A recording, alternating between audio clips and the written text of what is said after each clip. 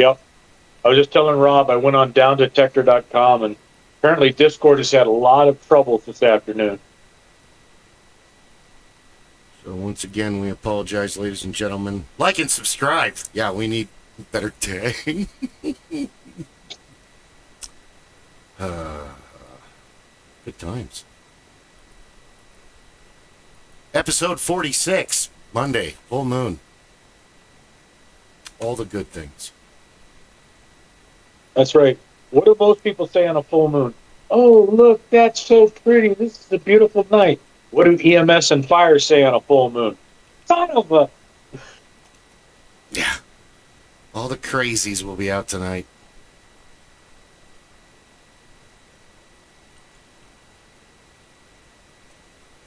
Oh, man. I can't type. Go ahead. Watch on Twitch as I misspell words. Anyway, yeah. Hello and welcome to the Supreme Council of the Master Geeks Lodge. My name is Bill Kelly, Hornswoggle the Great, and with me on the council I have today... Jingo the Fool, Rob Marzen. Still in a daze from dinner. I just finished eating and I'm trying not to slide into a food coma. Excellent. And Rob the Blacksmith. I'm recovering from a Scottish Rite reunion this weekend, and it was very well done, but it takes a lot out of you. All right. Are you also broadcasting us through Twitch, Rob, or through No, I didn't have time to set that up, right. But, I could. It's up to you. I can only beg. You're the one that is actually doing Well, what is it, 5 on Twitch? If you get 5 people to watch you stream, it gives your videos more time. I hate that about Twitch, that I only have 19 subscribers, so my stuff only stays on for 8 days. If you link your Amazon Prime I don't have. to your Twitch account, Yeah. it gives you more time, but I canceled Amazon Prime. I don't have that shit anymore. I can't afford that. And my broadcast software wants to update, which I'm not going to do right now because that involves a reboot. And No, we don't want to do that. We were talking. Did you tell him we were talking about Medusa versus Cyclops from Marvel? No, not yet. Can she turn him to stone before he obliterates her off the planet? Turns her into ash. I don't know. The argument would be, they both travel at the speed of light, but she doesn't need to meet his gaze. He just needs to see her. Oh, I thought she had to... Oh. No, he just needs to gaze upon her for Medusa. But as soon as... for one, he's wearing a visor. So does that... Well, but he's got to be able to see through it. That's what makes him so accurate, is he can just shoot whatever he's looking at. So I think if he can get off a very powerful round before he turns to stone, he's going to just annihilate her. From a DM point of view. And then I throw in the science side. What is he actually seeing versus what a normal human sees that she is causing that action on him? So would his sight be more akin to what we would think of for infrared? I see it as more of a curse. If you look upon the Medusa, you are cursed to be stoned forevermore. And I think, he would be the last person to look on her, because I agree, as he was turning to stone, he would have let forth that first little burst at the speed of light and, mutual destruction. Yeah. Because his power relies on him seeing, and that will be his downfall. He can't target her without looking at her. But she is just... She's done. Once that rattles off, it's over for her.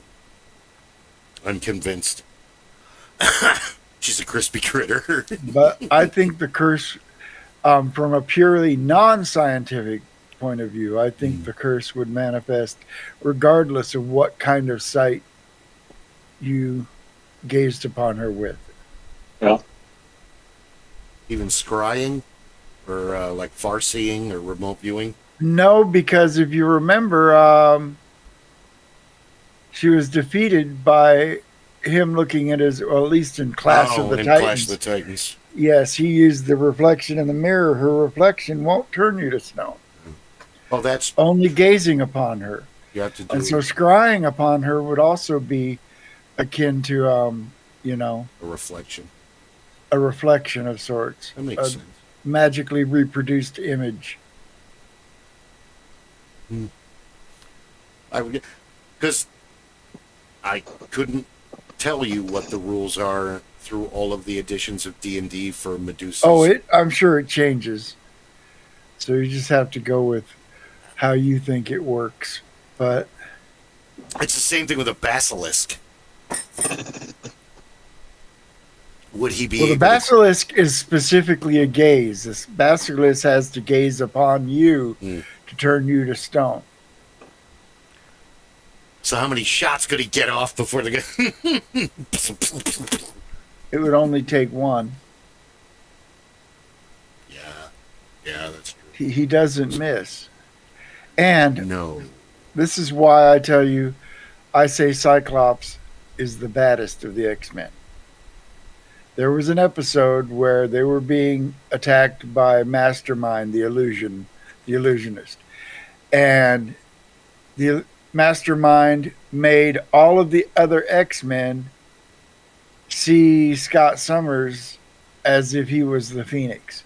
And so the whole team came after him. And he beat them all. By just being the Boy Scout, by spending all his spare time in the training room, by studying everybody on his team. He knew exactly what they were going to do and how they were going to do it and used it against them. Beat every single one of them. Wolverine, Colossus, Nightcrawler, Storm, all of them. Because he's Cyclops. He's the baddest of the baddest. You don't get to be the leader for, just showing up and pretending to work. You get it. Which was my issue with the movies, is they chose somebody that was way too young. Cyclops should have been somebody in his 40s. Yeah. The grizzled veteran. If they're going to do a 60s movie, he should be younger.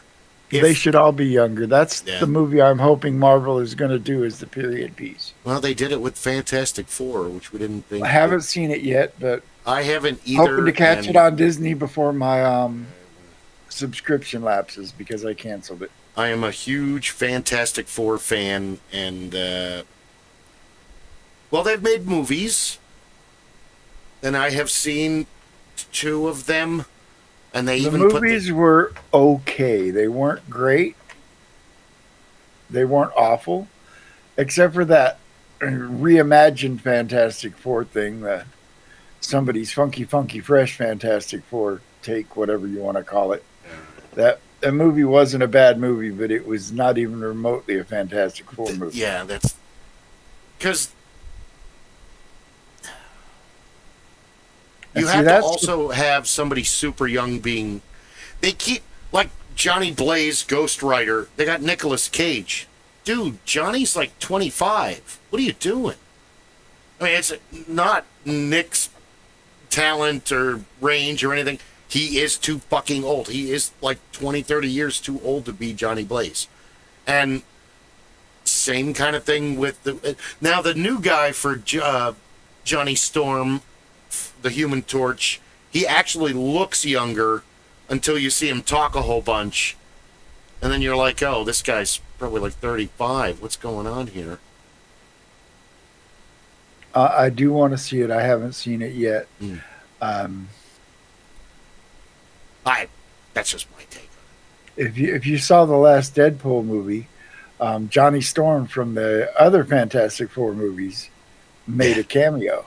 What's his name? He's Chris also Evans. yeah, Chris Evans. Captain America. Well, they led you on to believe it right up until he went flame on. Then you're like, oh shit. Yeah. Even he was a little. That script captured what it was like to be around them every day in the Baxter building. So it's like each one of these movies captured a different aspect of the original story that we were given. And if we can do a revamp, well then do the years that the Thing leaves and She-Hulk joins them for a while, because Ben goes off on his own. Did I lose you guys again? Yeah, nope. We're here. I'm listening. But, they keep talking, oh, revamp it. If you want to more, just do that. Do the years where, I don't remember the episode numbers. Yeah, and that's, I think what, a lot of superhero movies failed because the true fans, the comic book fans, are going to dissect how canon your movie is. Even if, Marvel was smart enough to say, this is the Marvel Cinematic Universe. It's not the comic books. It's going to parallel the comic books in a lot of way. Yeah. And I think they were fairly faithful to the spirit of the comics. I don't think they really ruined any of the characters in their casting or portrayals. Yeah. Some of them could have been better, but I think they've been fairly faithful. Well, you also have to, keep things in a 50-year perspective. That they made a Spider-Man movie in the 70s, Captain America, and they tried to make a Fantastic Four movie, and it was made, and they've leaked. Buried it, yes. Yeah, and it's gone. But what they Dolph Lundgren's Punisher isn't really the Punisher. It's like a movie with the Punisher in it. Thomas Jane's Punisher was actually really good. It was a really good Punisher. John Travolta was a good bad guy. He was believable. It was a harken back to Broken Arrow or Face Off, where Travolta's okay as a hero, or even Swordfish. Swordfish is one of my favorite Travolta movies, because when he's in charge of Hugh Jackman and running the show, he's strong and he's a leader and he's charismatic and all that. But when he's on the phone with his supervisor, he's practically crying. So I really love the dichotomous aspect of his villain, that he was actually human. I've changed who I am. What did he say? I've changed my identity so many times, I don't even know who the hell I am anymore. Sorry. Swordfish. See it. It's a good movie. But yeah, that's the thing with comic book movies, is you have to respect the source material at a level that, even, people forgave a lot of the liberties that the Lord of the Rings took. But the Lord of the Rings as a book cannot be made into a movie. Yeah. It just cannot. No, like you said, it'd be like 70... It's not structured to be a movie. It's just not. Yeah. Well, and, a lot of medium, comic books at least are visual, and so they translate much better to movies. Yeah. One of the biggest mistakes, comic to movie, and I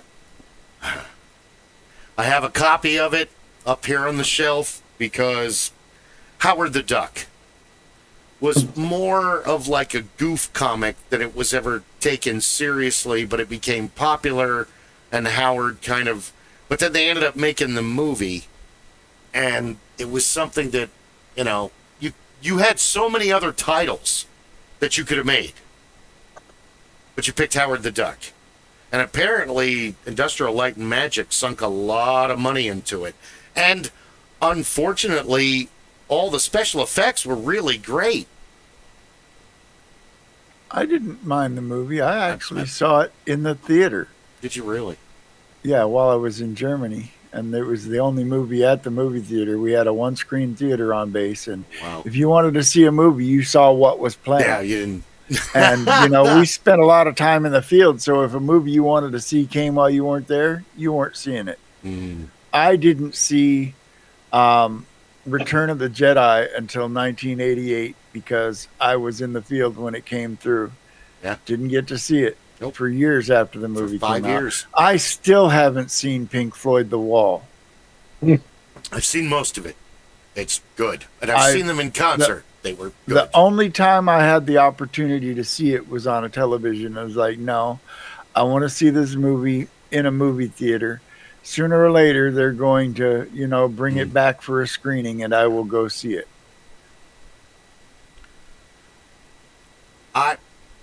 Howard the Duck was fun, but it was not received well by the fans. I mean, it was all right.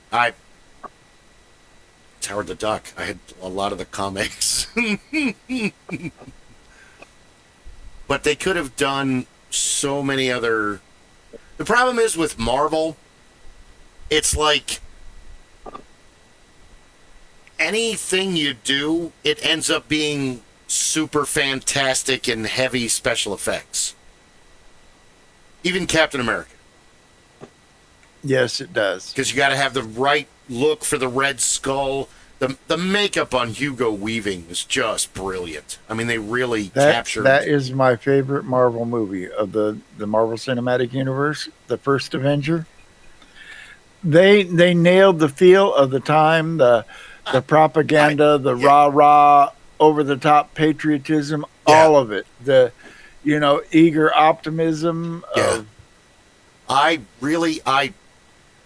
I hate Captain America, and I sat down and watched that movie on Netflix really wanting to hate it, and yeah, it's up there in the top 5. I really enjoy... I mean, yes, Haley Atwell, but we can put that in a side category, but... Yes, Agent Carter. Mm-hmm. So the TV show was awesome. But the movie was very well done. The setup, the foreshadowing, the pacing, you... spent enough on his struggles, but it wasn't overemphasized to the point where you're like, okay, yes, he's tiny and he gets beat up all the time. Can we move on? It was shown to you happening live and then explained to you after the fact and I got beat up in that alley and in that alley and in front of that store and that, because, well, yeah, shorter guys have it rough. Not all big guys are nice. Some of them are dicks. And if they can, they will. But it was just an all-star cast. Tommy Lee Jones is great. It just had... And it sets up Bucky and that whole... The Winter Soldier and everything. The Winter Soldier was an amazing movie as well. That I have not... I have so many Marvel movies I haven't seen. Oh, yes. I'm still watching the first Avengers, because I haven't seen the second one. Got to get that. So I've seen all of them. The only one I haven't seen is the Fantastic Four. And while I am not so much a DC fan as I am a Marvel fan, the latest Superman movie was outstanding. Really? Yes, outstanding. Is it wrong that I just want to see it for Nathan Fillion? Want to see Captain Mal, but it's Guy Gardner, the biggest dick in the... Yeah, Guy Gardner, and he's an ass at one point. And see, this is Superman when he's only been Superman for a couple of years. And he's still kind of learning what it means to be Superman. And it's not in a world where, oh, look, a superhero all of a sudden. It's a world where... superheroes have been around for a while, and the presence of superheroes is taken for granted. It's a different vibe. It's definitely the DC universe, the new DC universe. Everyone goes full bore on the golden age of Marvel because the large majority of that cast is still around today. I mean... Oh, yeah. Even some of them that have been killed off have been resurrected, like Nova. Yeah, I think that's the DC. What their problem was they, without a clear vision, they tried to follow the Marvel universe, and the Snyder cut and all of that nonsense. There were some decent bits in there, but it was not coherently put together. And so rebooting was the right thing, and I think they found the right guy in James Gunn. They may have. have learned all of my DC from watching YouTube and Wikipedia, but you do have characters Wildcat. He is there before Superman, before Batman, and he's like a boxer brawler that ends up putting on a costume and becoming a vigilante. He's like Black Canary's mentor. He teaches her how to fight and how to work on her bike and all the other, because even in the animated series, he starts fighting for money because he joins the JLA, but he's in his late 50s. They don't really take him seriously anymore. In this Superman, there's no JLA. The Guy Gardner and Hawk Girl and Mr. Terrific have a kind of a loose coalition that, they haven't decided on a name, but I think Justice Gang was floated around. But Superman wasn't part of that. It was just mostly those three. And I really think that, Mr. Terrific really stole that movie. Oh, right. He was awesome. He's one of those heroes he's like Daredevil. Daredevil is my all-time favorite hero. Yeah, he's so awesome because the best thing that happened for him was his revamp in the 80s by Frank Miller, because he was really losing popularity until that started happening.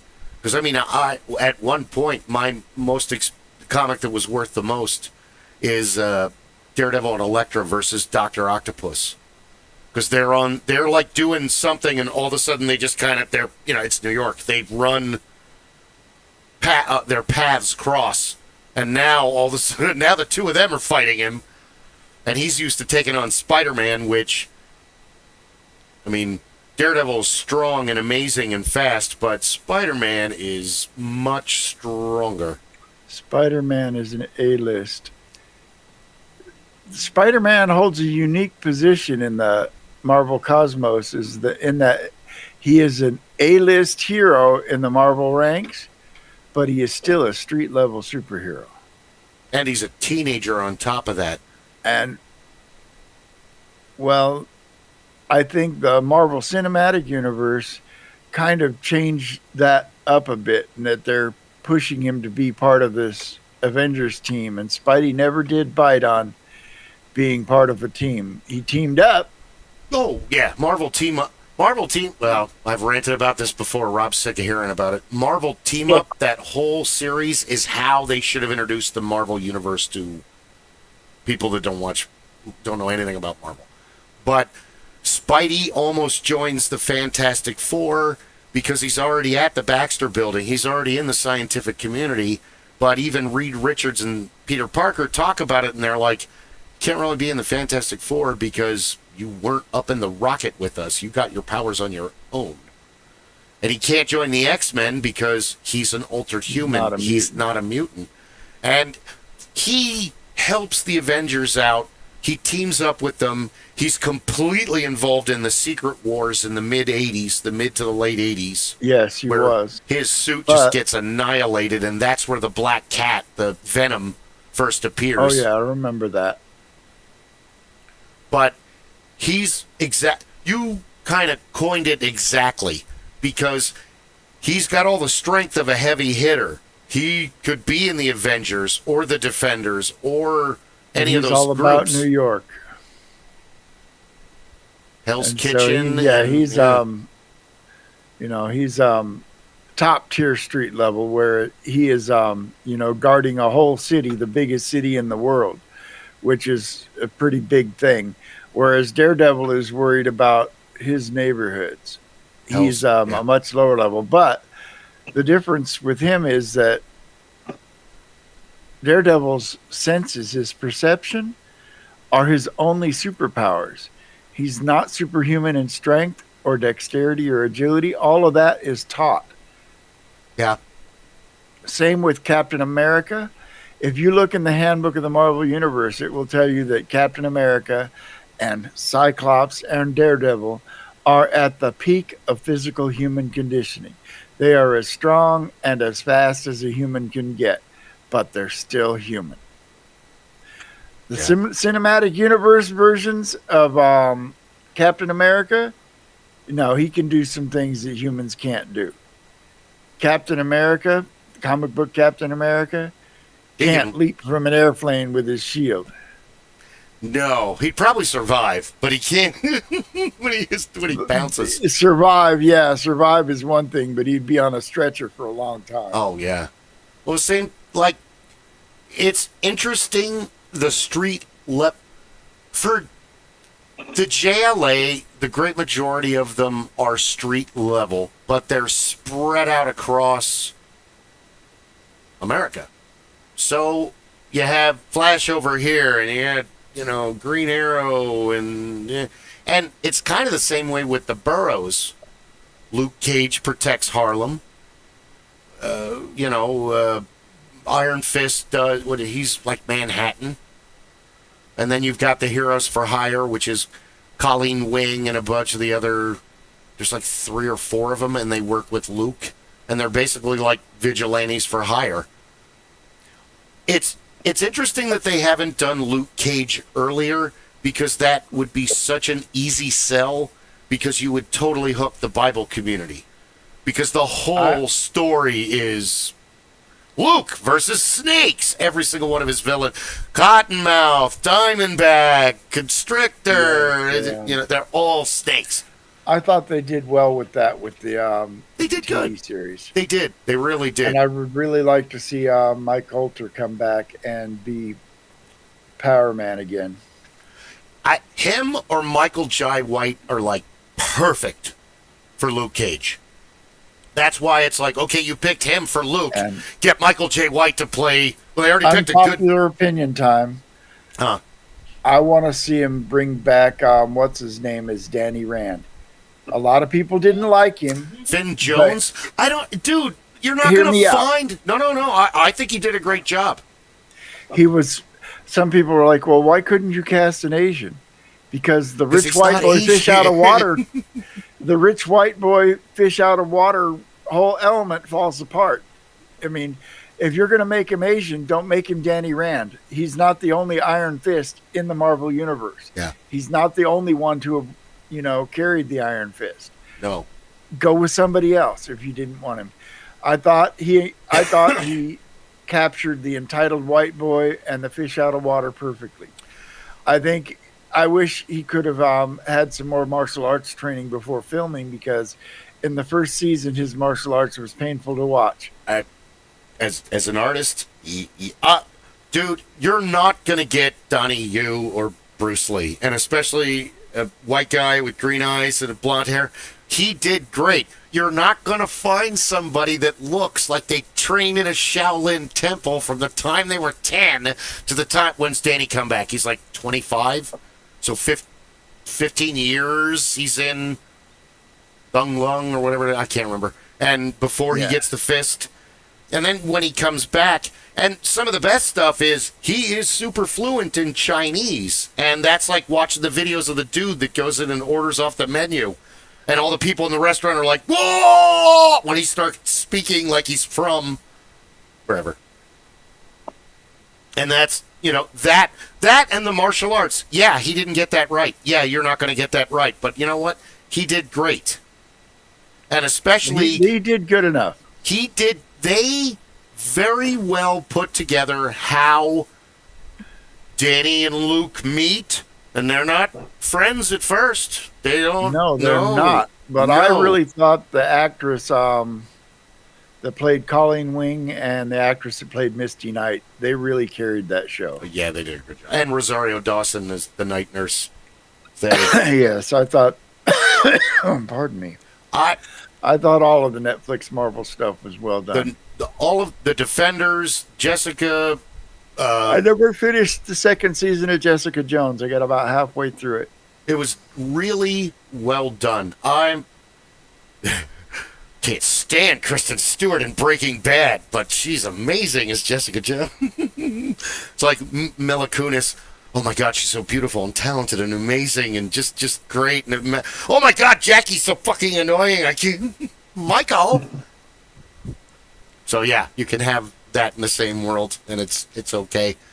The other thing too is all of the villains were very well done. They didn't do enough backstory with Iron Fist, but they were way busy putting into. My argument is almost all of the villains were very well done. The villain in the second half of the first season of Luke Cage, Diamondback, was not well done. And totally not like the comic book, but that's okay. Totally not like the comic book. No. I didn't see the whole point. It was almost like Marshall Ali said, you know what?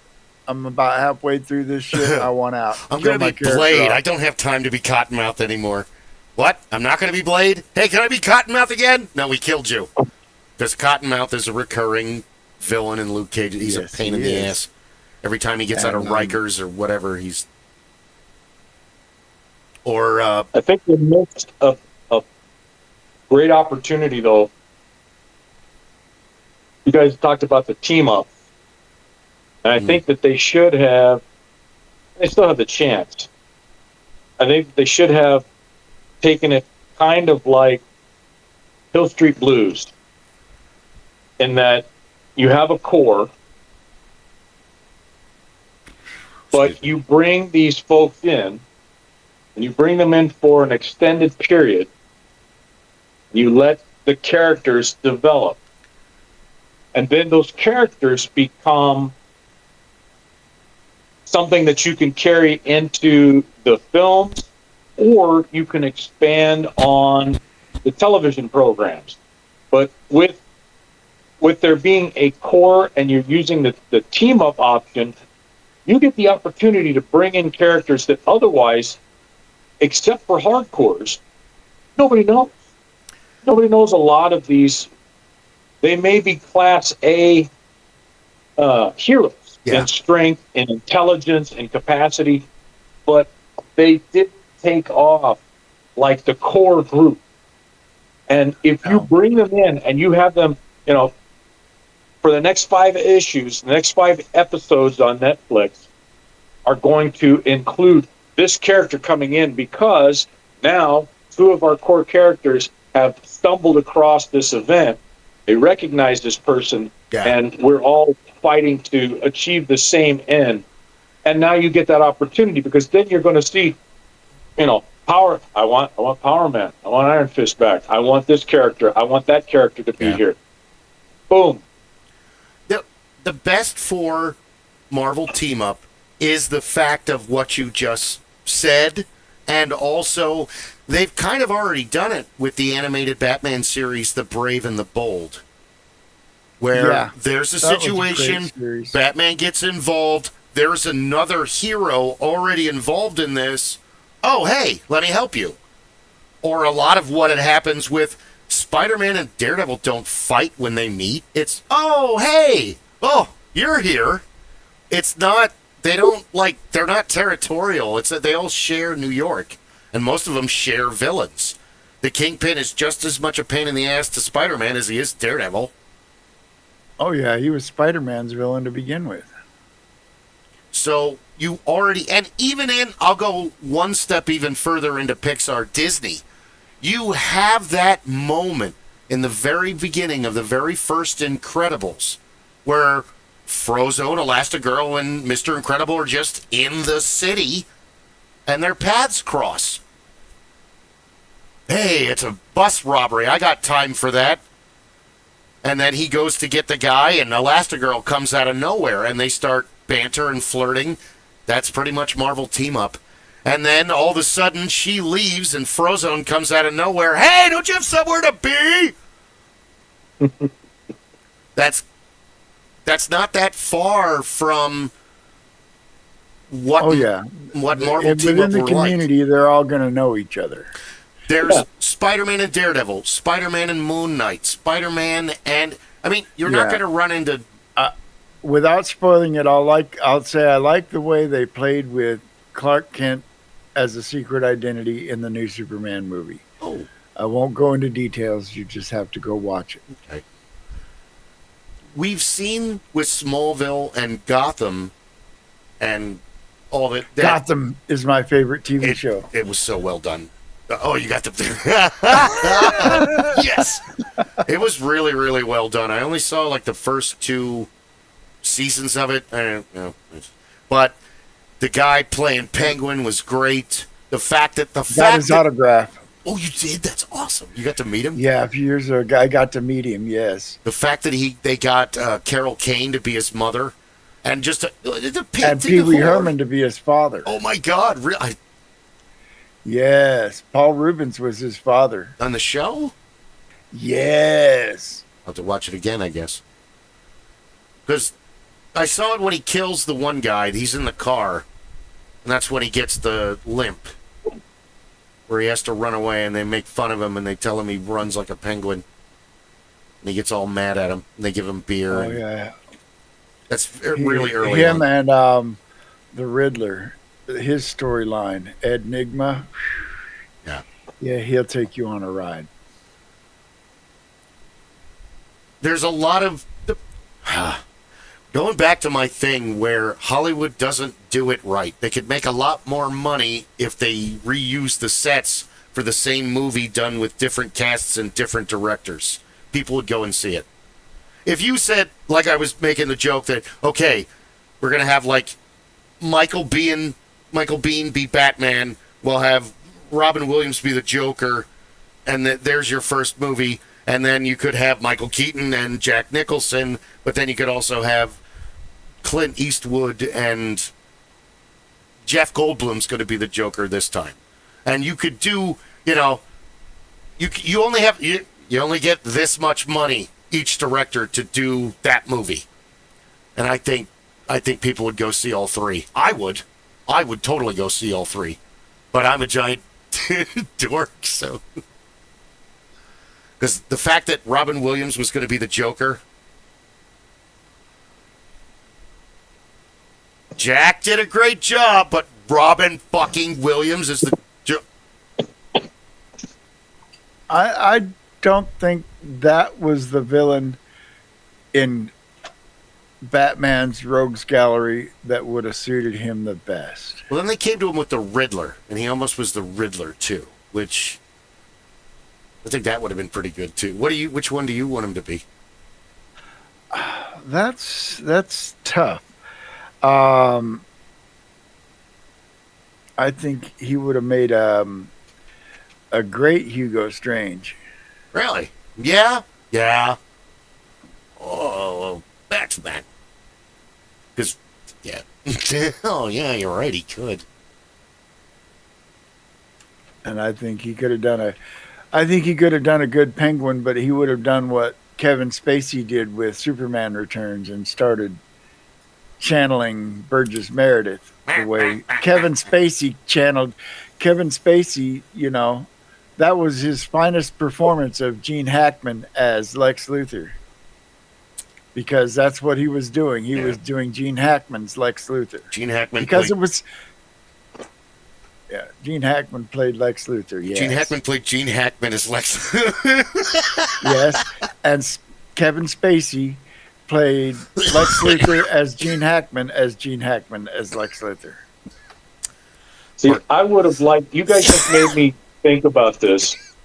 I would have loved to have seen Robin Williams play Batman and Jonathan Winters playing his butler.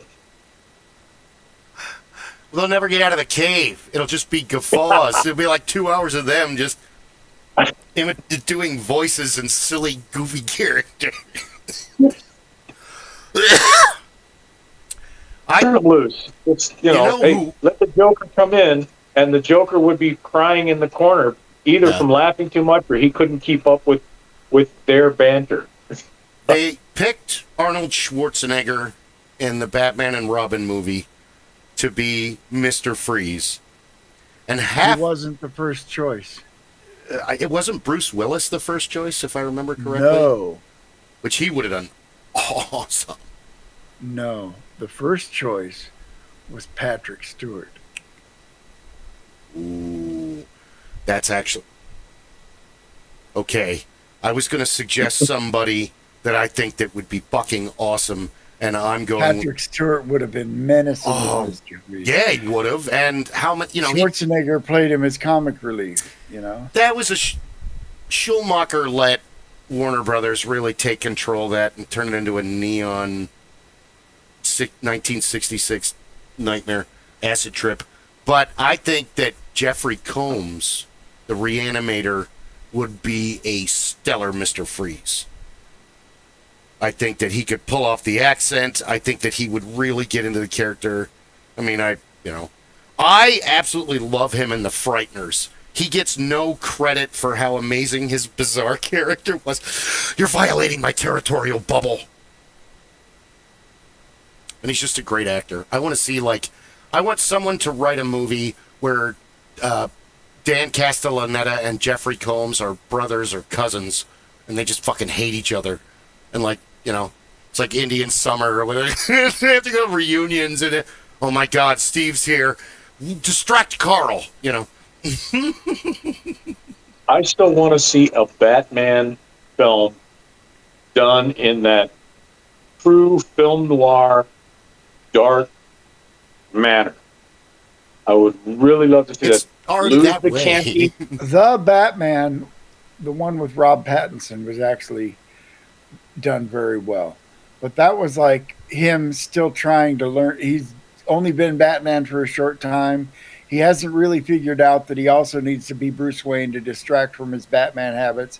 And some of the cool Batman shit he tries ends up getting him hurt because he's not Batman yet. I am the Knight.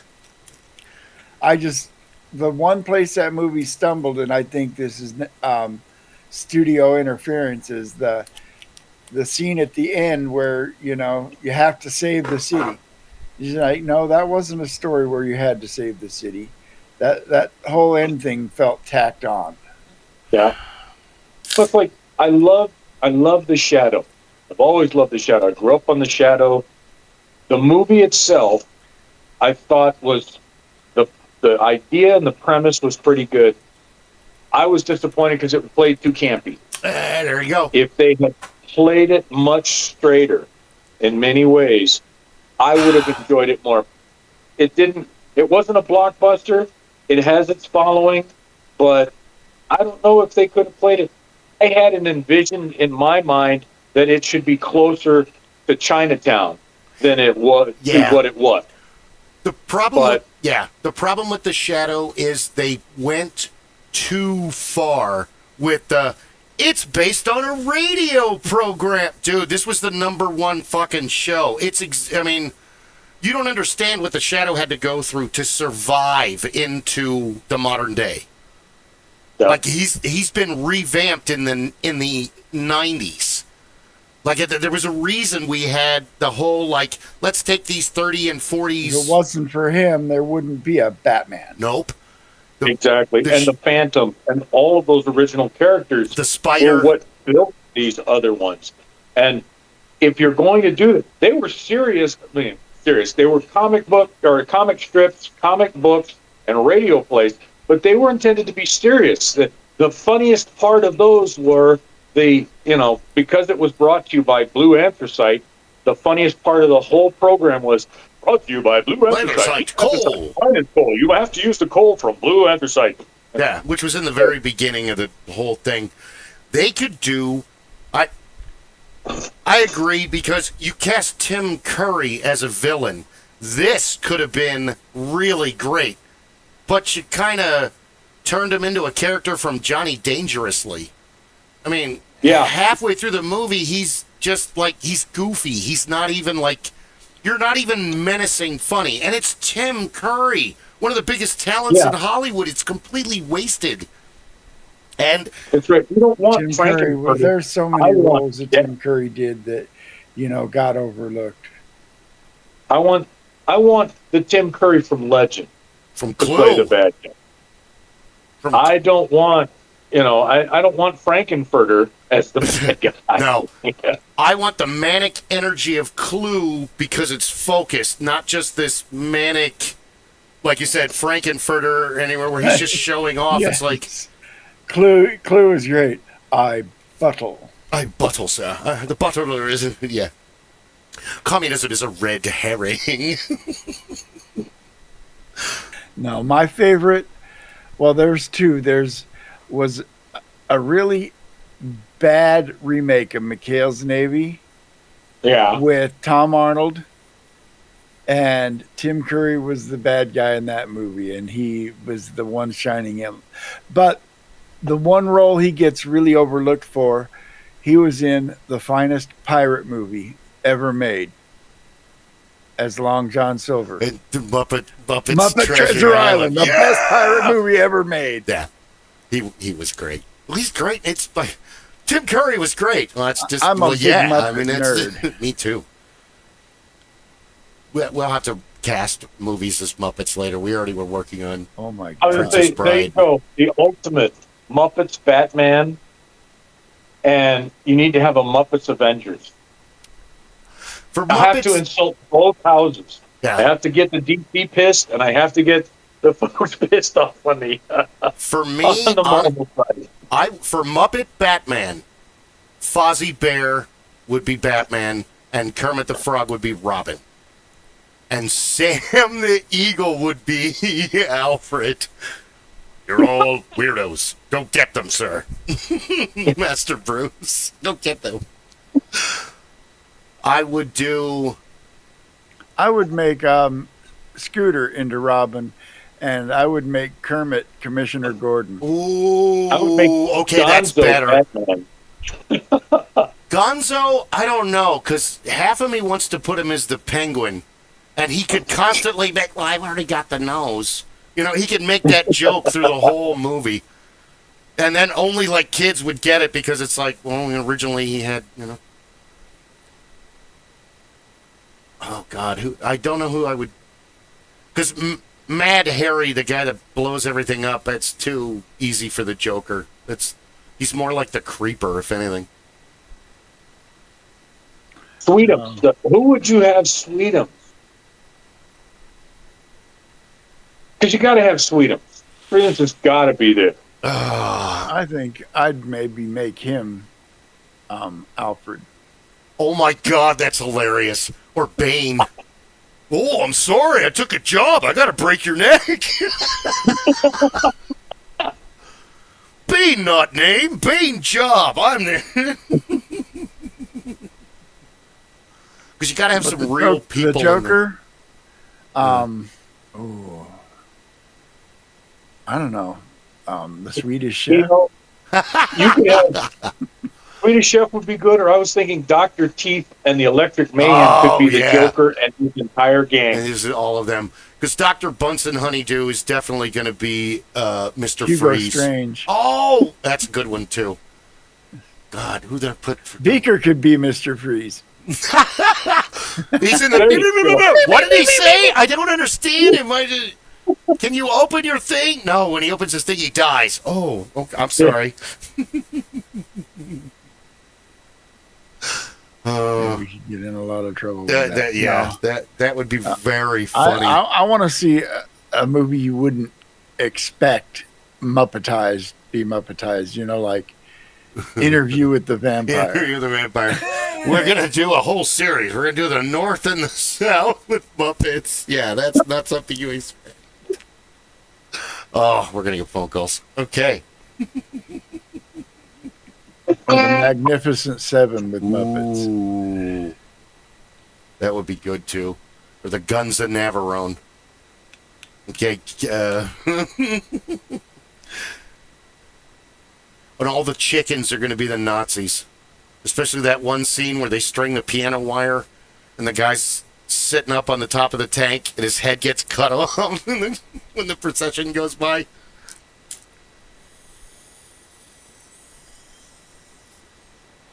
All the chickens could see that and flip out and run in every direction. Was another good one. Casablanca. That's too easy, though, because that's Kermit and Piggy.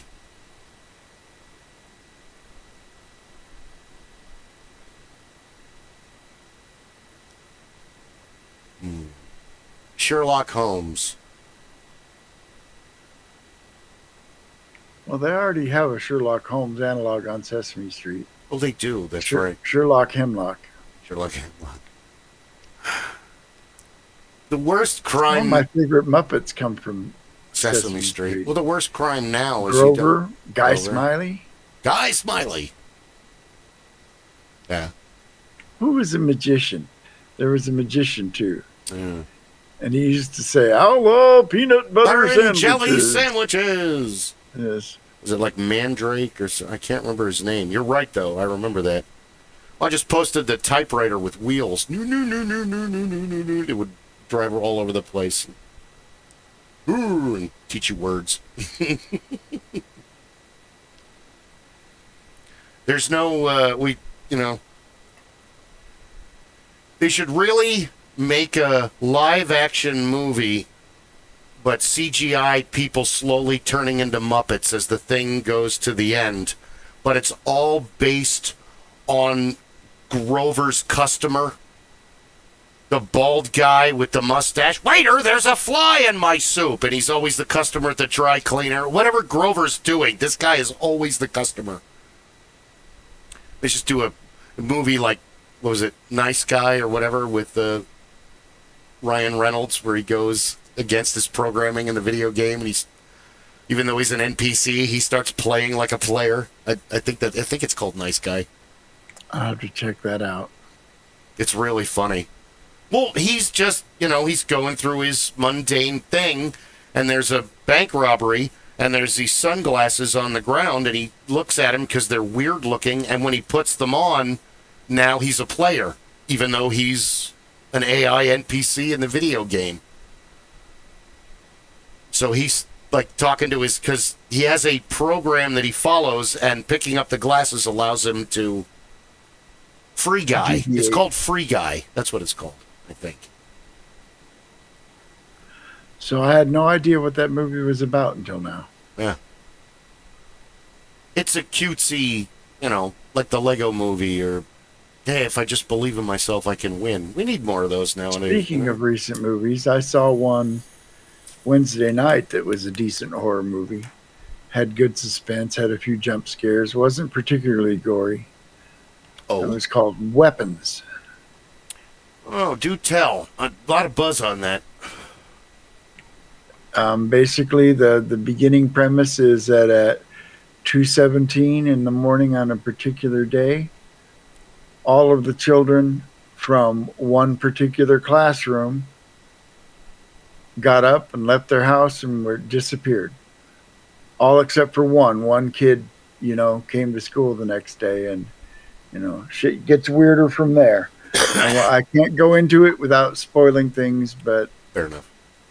Had a lot of actors that were alumni of Marvel products. Really? It had Victor Wong, who played Wong in the Doctor Strange and Doctor Strange movies. Of course, it had Josh Brolin in it, who has been Thanos and Cable and Thanos. Cable.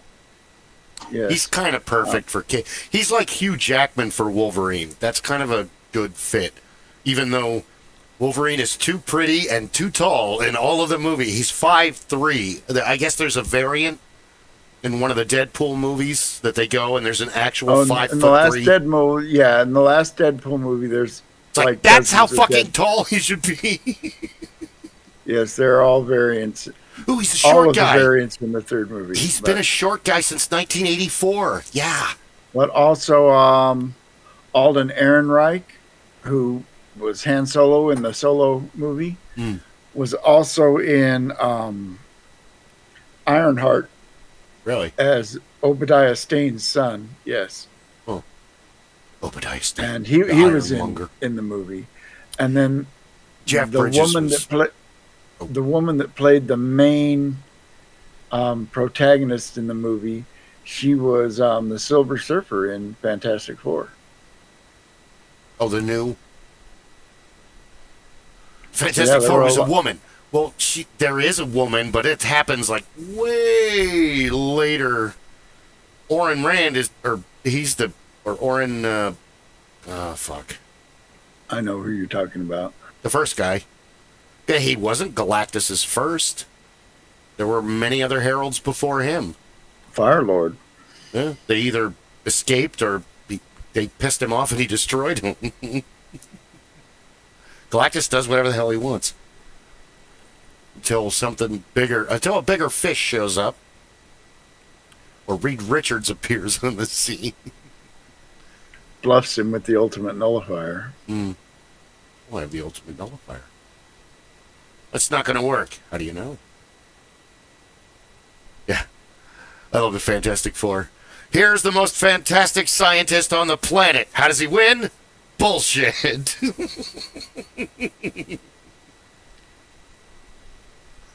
The power of con, kids. Learn it. The Fantastic Four is an excellent dynamic. It's a good, fire, earth, air, water, elemental story. They all fit there. Sue's constantly trying to make peace. Johnny's a hothead. Ben keeps getting pissed. Reed disappears into the passion of science. Then Dr. Doom shows up. Reed Richards, what? Say how you're that I'm smarter than you. Oh, all right, Doom, you're smarter than me. No, mean it. All right, I mean it. And then there's The Incredibles, which was basically a reskinned Fantastic Four. Pretty much. But, well done. Because... I think it was on purpose. But that movie touched on every superhero trope that could be touched on. Yeah. The Incredibles is a brilliant copy, because there was even a television show where they were basically the Fantastic Four, where the dad, who was Michael Chiklis, actually, who played the Thing, got super strength. The mom had super speed. I can't remember what the daughter did, but the son became a genius. That was his superpower. But the Incredibles did it neat because no one's like super smart. They're all just people. Syndrome, the super smart guy, is the bad guy. Or the other super smart guy you meet, or woman, is Edna Mode, and she's more of the eccentric genius, esoteric tinker than she is. She's not a villain. Not really. No, she's not a villain, no. She acts like one. And she's based on a real person, Edith Head. Is she really? That's... oh, darling. Edith Head, who is a Hollywood costume designer. Yeah. Milan, darling. The best is nobody could get the voice right, so Brad Bird is like, I'll do it myself. Yes. Perfect. I'm a big fan of his movies. I thought the Iron Giant, I took my kids to see it in the theater, despite the fact that Warner Brothers didn't promote it at all. It was the only movie I've ever been to where the audience stood up and applauded at the end. It's a beautiful movie. The end of that movie was just that powerful. It's up there with one E.T. person stood up and everybody else just felt like they had to. It was an amazing movie. It's up there with Shane. Come back, Shane. Kid, he can't hear you. He's dead. They're going to go get his body as soon as you go back in the house. Yeah. He's done a couple others, too. But The Incredibles... I just watched a video on YouTube, and the person that made the video was totally right, where Incredibles 2 is kind of just a repackaging of the first one, where the rules are switched. It let me down a little bit. I'm hoping that the third one will come back, if there is a third one. The best thing they could have done, because you spent all of this time working on it, and you cared enough to leave it all on the second disc. I was really hoping that Incredibles 2 was going to be 40 to 60% flashbacks.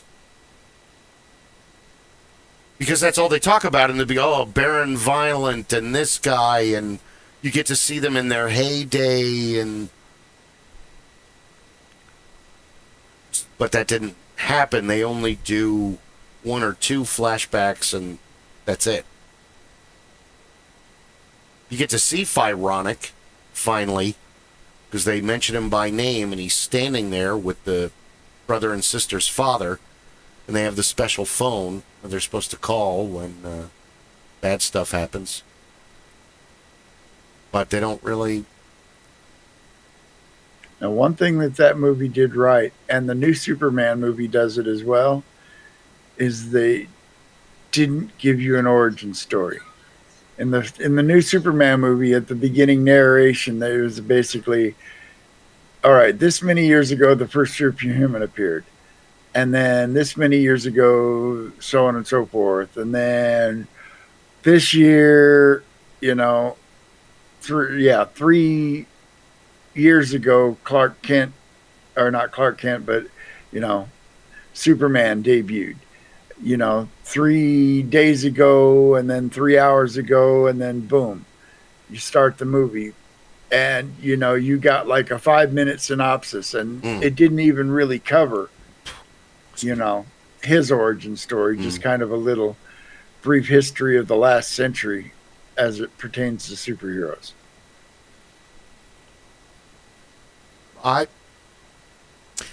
That's kind of, but you don't need to keep redoing the origin story. Exactly. That's the same thing with Batman. He doesn't have an origin story. We all know every how he issue got in his Batman. We all know. Yeah, we all know. That's what I liked about the Batman, the Pattinson movie, is they didn't go into how he became Batman, but You they already jumped know. into. Yeah. You already know. You already know how, like Spider-Man, great power, great responsibility. Uncle Ben is the only character in Marvel that doesn't come back to life. And, well, I think that they're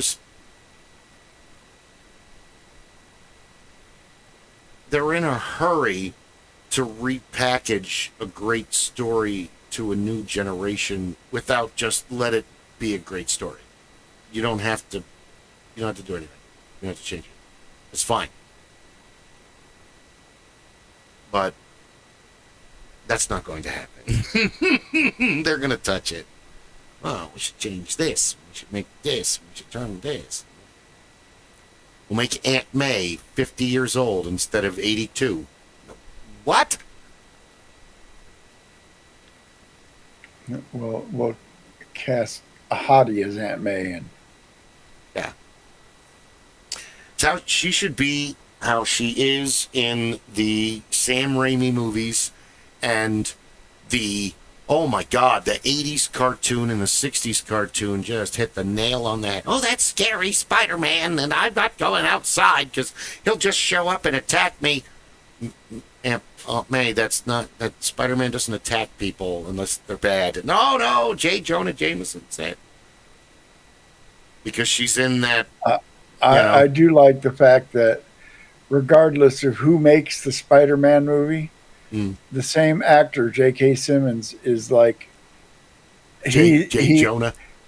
He was J. Jonah in the Tobey Maguire stuff. He was J. Jonah in the second guy stuff, and he was J. Jonah again. He's not angry enough.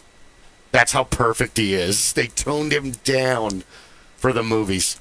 Well, other than that, that's how J. Jonah Jameson is in the cartoons and the comics and the. I want some pictures of Spider-Man right now. Where's that lazy Parker? Where's that Brock? He's just a dick. You don't want to work for him. But yeah, and he's such a great actor because he played a counselor on Law and Order for so many years that was like absolutely unlike that character. Yeah. I would have had, he's perfect, but a runner-up honestly would have been Terry Quinn. I think he would have done a great job as J. Jonah too. The problem is that they usually give him a bit more like, well, I mean, in the Rocketeer movie, he played Howard Hughes. In the show Lost, he was Locke. Rocketeer was a near perfect movie too. Rocketeer is just, I watch it again at least twice a year. That's how good it is. It's right there.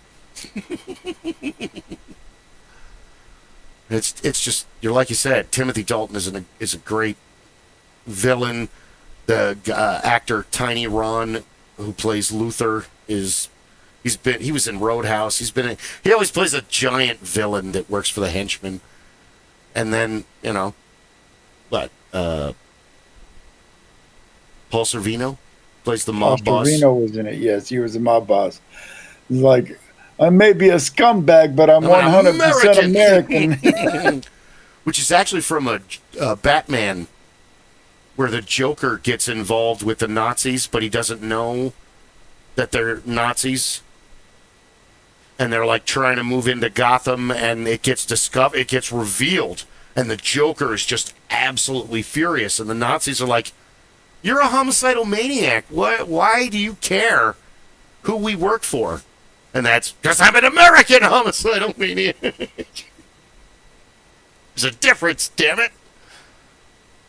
See, I didn't know that. I found that out on the internet, because that never lies to us. Rob, are you still with us? He's been a silent partner now. He's lurking. Yes, he has. I had to step away for a minute. I got a bunch of calls from my Masonic Lodge, and I'm trying to get them off the line. Don't they get you tomorrow night or the next night? I've got to get me Wednesday night. Yeah. I've got to bring the microphone over there, and we should probably set up the cameras and get all ready for Saturday. That is going to be awesome to actually hear it. Yes. That is going to be very cool. Looking forward to it. Have you gotten them off the phone yet? I'm wrapping them up now. Okay. I'll be right back. Okay. Another good one would have been, I'm trying to think who else. I think Arlie Ermy could have been a great J. Jonah Jameson. Well, I mean, he's already kind of done that in like 7. He's their boss. One of the funniest lines ever is he sits down to yell at them and the phone rings at the desk he's sitting on. And he picks up the phone and goes, "This isn't even my desk." And he picks the phone up. Dude, you're a cop. That could be a shooting. Could be a lost kid.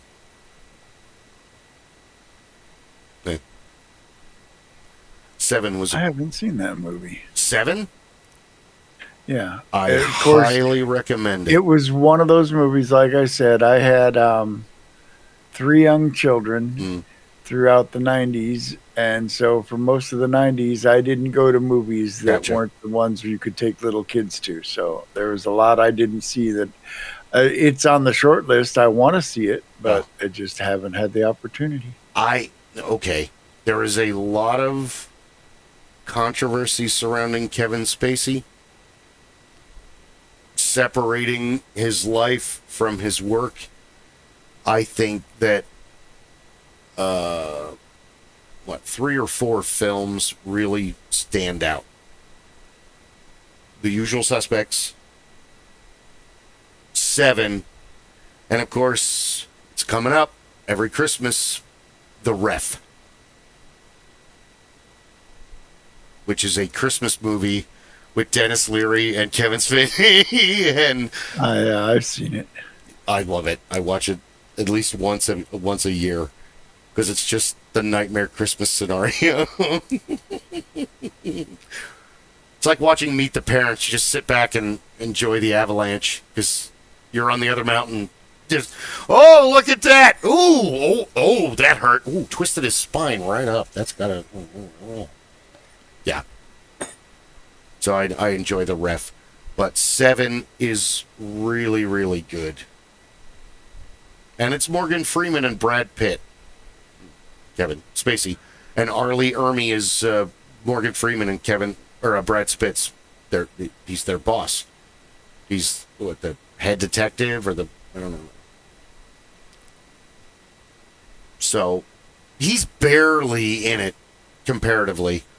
Just like Gwyneth Paltrow is barely in it, unfortunately. I'm not a big fan of hers, but she plays. No, I don't like her much. She plays Brad Pitt's wife. She's in it like 3 times. They go to dinner. I think she calls him once, and then that's it.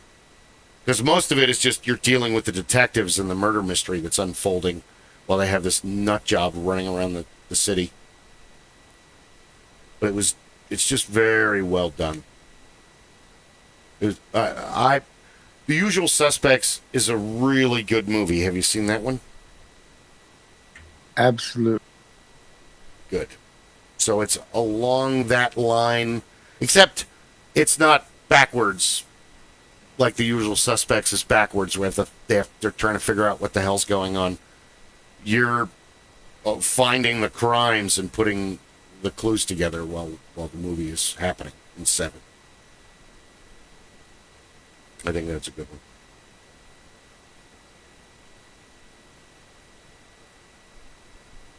Did you know that on this date in 1922, the entrance to King Tut's tomb was discovered? Really? That I did not know. I did get the days of the year. It's like Sandwich Day and Homemaker Day and what was the other one? And apparently it's Dirty Gauzy Old Bandage Day, too, if it was the day we opened up the tomb. Yeah, that gave everybody the death. Japanese Culture Day, Recreation Day, Tasmania, Smart Home Day. Tomorrow is National Candy Day, National Easy Bake Oven Day, National Use Common Sense Day. Can't support this enough. And, I shit you not, National Chicken Lady Day. Now, they mean women that have chickens, but all I could think of was kids in the hall. Chicken Lady loves life, yeah! Grabbles and grubs, grabbles and grubs. I made you some food. Oh, what is it? It's eggs. Oh, I love eggs. Do you like them? Do you like them? Do you like them? Yes, they're delicious. Straight out of my body and onto your plate. Oh my God, I love the kids in the hall.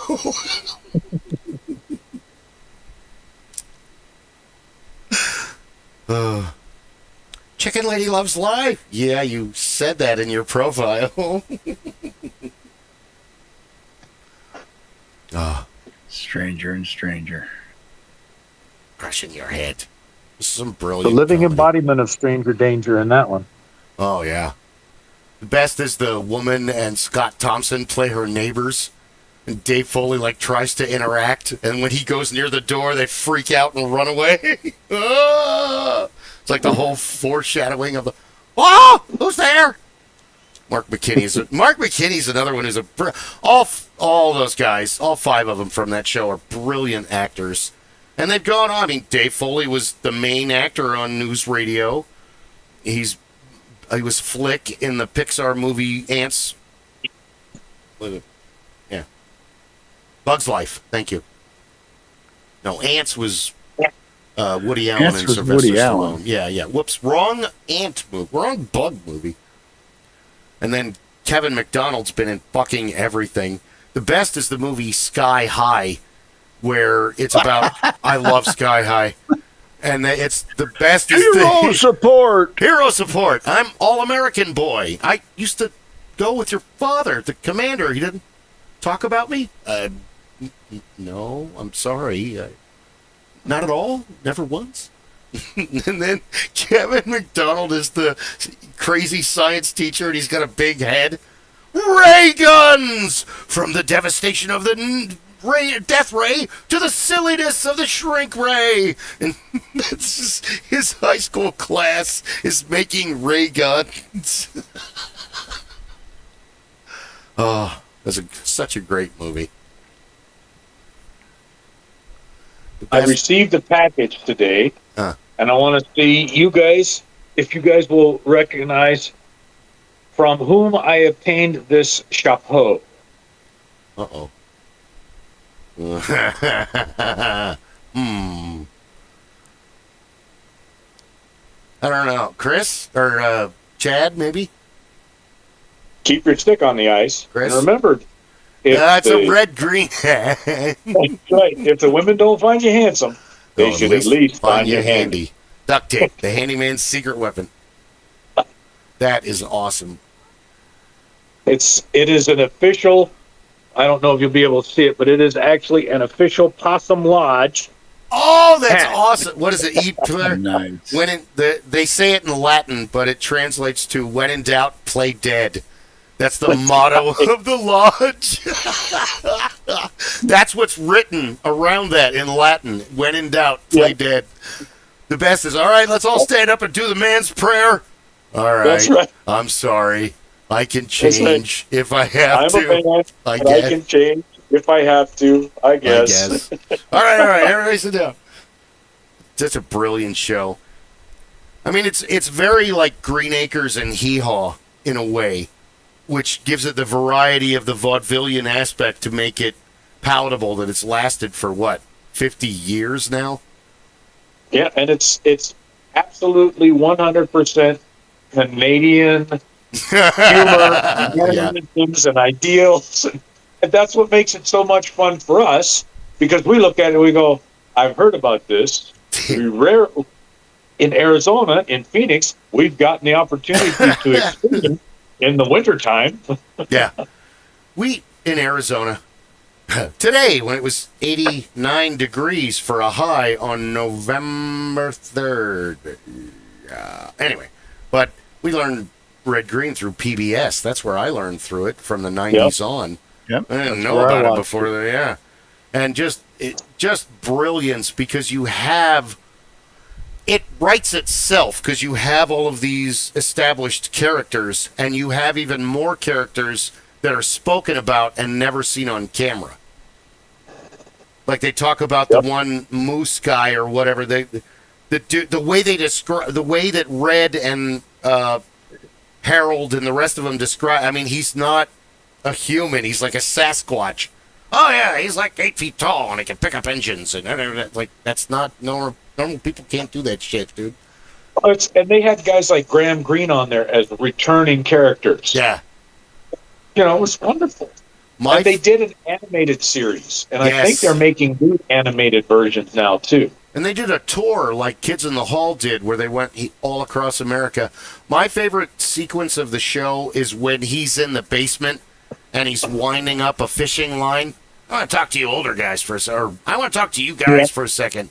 And he goes on that line, and I kept reposting it, but one of my favorite bits is when he talks about how the way men look at marriage and the way women look at marriage, where he talks about men like cars and like to tinker, but if there's a problem, there's some serious mechanical where women want to dig everything up and analyze it and refertilize it and and that bit is really funny. After 5 years of that, men are looking to trade up. I need to get another vehicle. What are you talking about? We're just going to replant. Nature is catching up with me. I have to use the restroom. I'll be right back, ladies and gentlemen. Cover for me, gentlemen. Oh, no. He's left us in charge. Yeah. So I noticed you had a frosty beverage in a mug. Is that a stout you're drinking? No, actually, this is it's only a soda, but these are mugs that I got from Little John long ago before he passed. He had a protege that was making these, and they're all etched with Mjolnir and then a series of runes around the top. I don't have any good stouts right now. I take that back. I have some Guinness in the bottom of the fridge, and I have some Holy Grail Ale, Monty Python's Holy Grail Ale, but I haven't opened any of those to try them. They're a light. I think they're a lighter Pilsner. Ooh, Pilsner's my favorite kind of beer. They said I don't much drink beer anymore because my liver had to retire, but I do enjoy one once in a while. And, you know, a good stout. I miss a good stout. Yeah. That's the only beer I've ever liked had been stouts. And I told you guys before, Grandpa was a Pearl beer drinker. And when Pearl was no longer available, Coors was the next greatest thing. So, My dad, it was Coors and Budweiser. But me, I'm on the other end. I would rather pay $12 for a 6-pack of something that's going to taste good. And I do like the pungent, skunky beers in the green bottle. And there's a yeah. particular one that is my favorite. My wife and I were in Las Vegas at the MGM Grand, and we were in the casino waiting to be let into the Hollywood Theater to see Tom Jones. Ah. Yes. And while we were waiting, they opened up one of them little kiosk bars. And so I asked the bartender, like, what do you have for a Pilsner? And he gave me this Italian beer called Peroni. It was so sweet, so good. And I remember, I had another one while I was inside at the Tom Jones show because it was a dinner theater Tom Jones show. And so it had table service. What's new, pussycat? Whoa, whoa, whoa. Well, this is what I liked about the show is he came out and he did a blues song. And then he did a dance song. And then he did a rock song. And then he did a country song. None of which I had ever heard. Then he did like a 10-minute medley of all his shit. And then he did a bunch more songs that I'd never heard, but they were all good and his band was tight. It was a great show. Tom is like, amazing. Yeah. It was on our bucket list, and Nice. we're sitting here. We've got a Las Vegas trip coming out because we used to go every year, and all of a sudden I hear my wife scream, "Oh my God, Rob, Tom Jones!"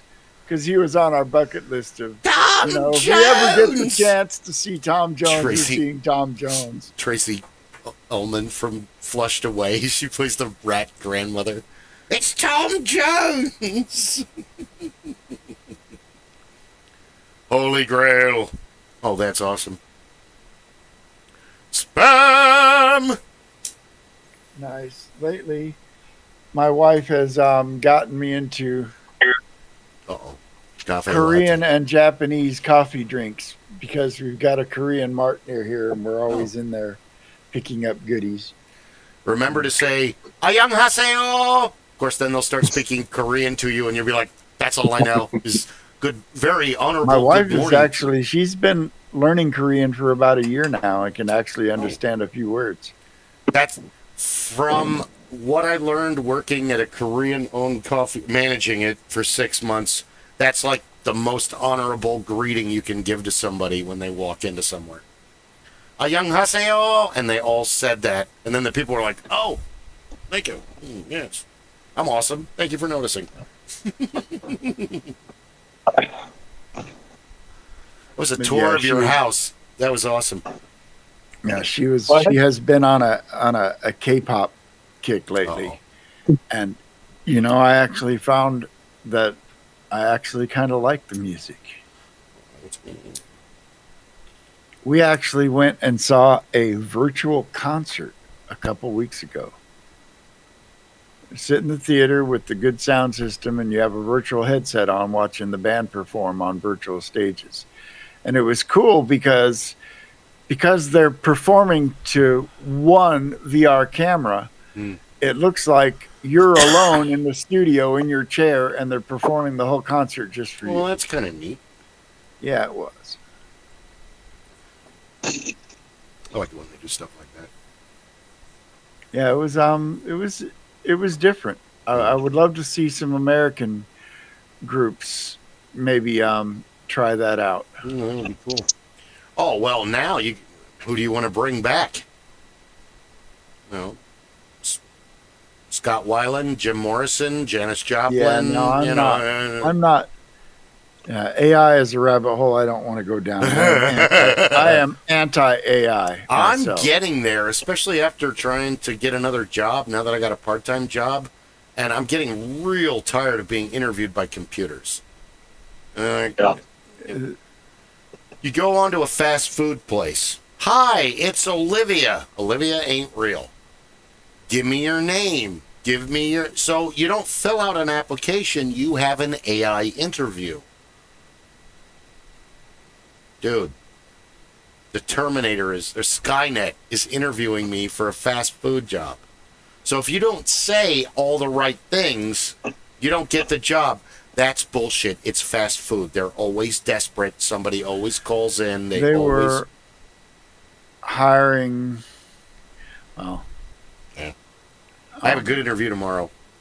Yeah, they were In hiring Chandler. at my wife's job Oh. through a computer algorithm for a while, and she will tell you that it was a nightmare.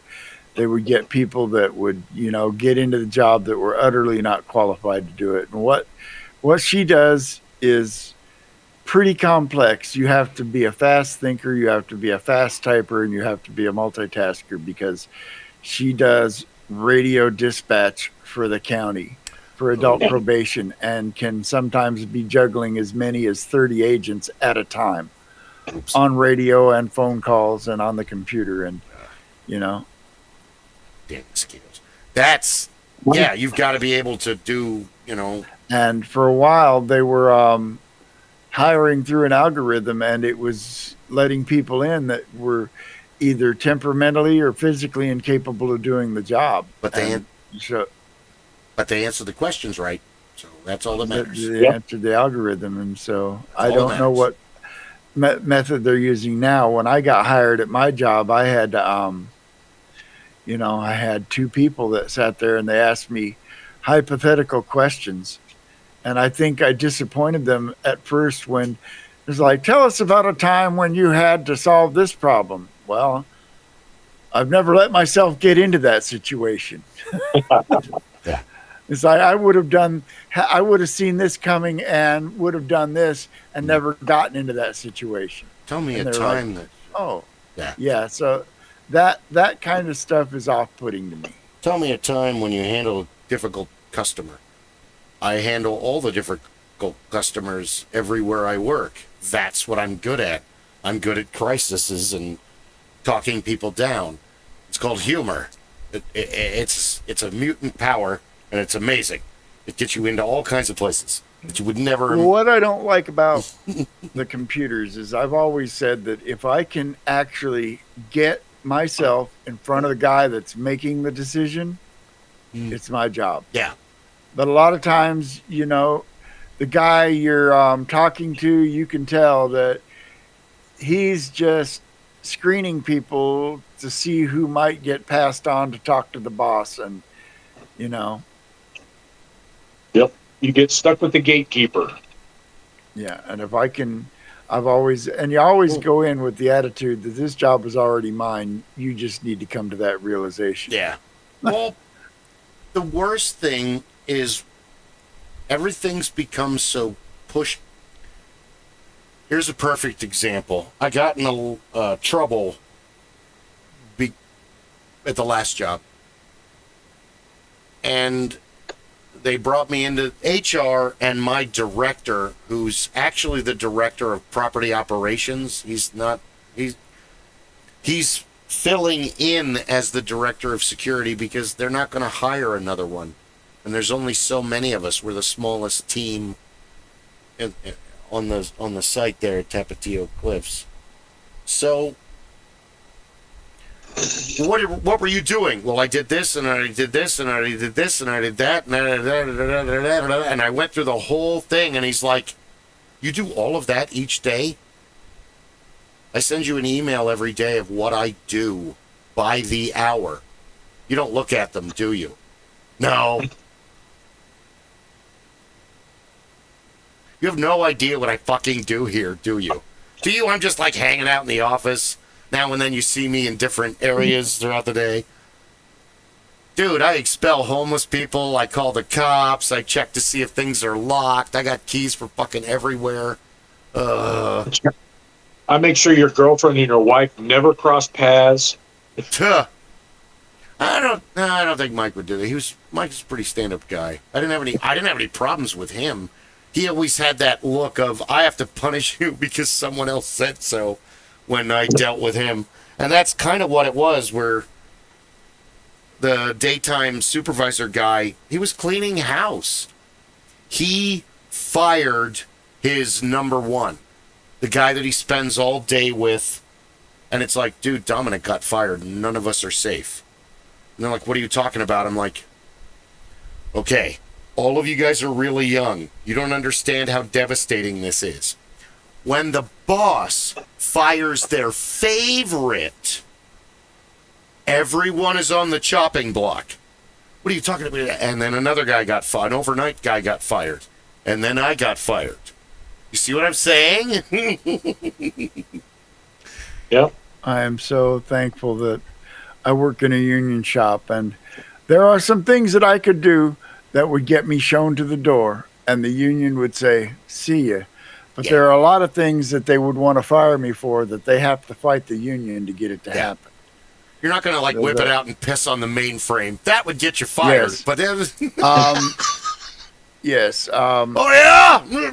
Oh! Had a lot of V8 this morning. Violence. Physical violence will be a thing. If you throw a punch at somebody, you're pretty much gone. Yeah, if you hit somebody with a broom handle in the back of the skull, yeah, they're going to let you go. Yes. Also, they warned us because they caught a couple of guys nesting. And you're saying, what is nesting? Living That's there? when you're at work and you like make yourself a little pad of a mattress and a pillow and maybe a blanket, and you're fucking snoozing out at work. Nesting, if it looks, it's one thing to fall asleep sitting at your workstation. It's another thing to be fucking curled up on a shelf with a cushion under your head and a blanket.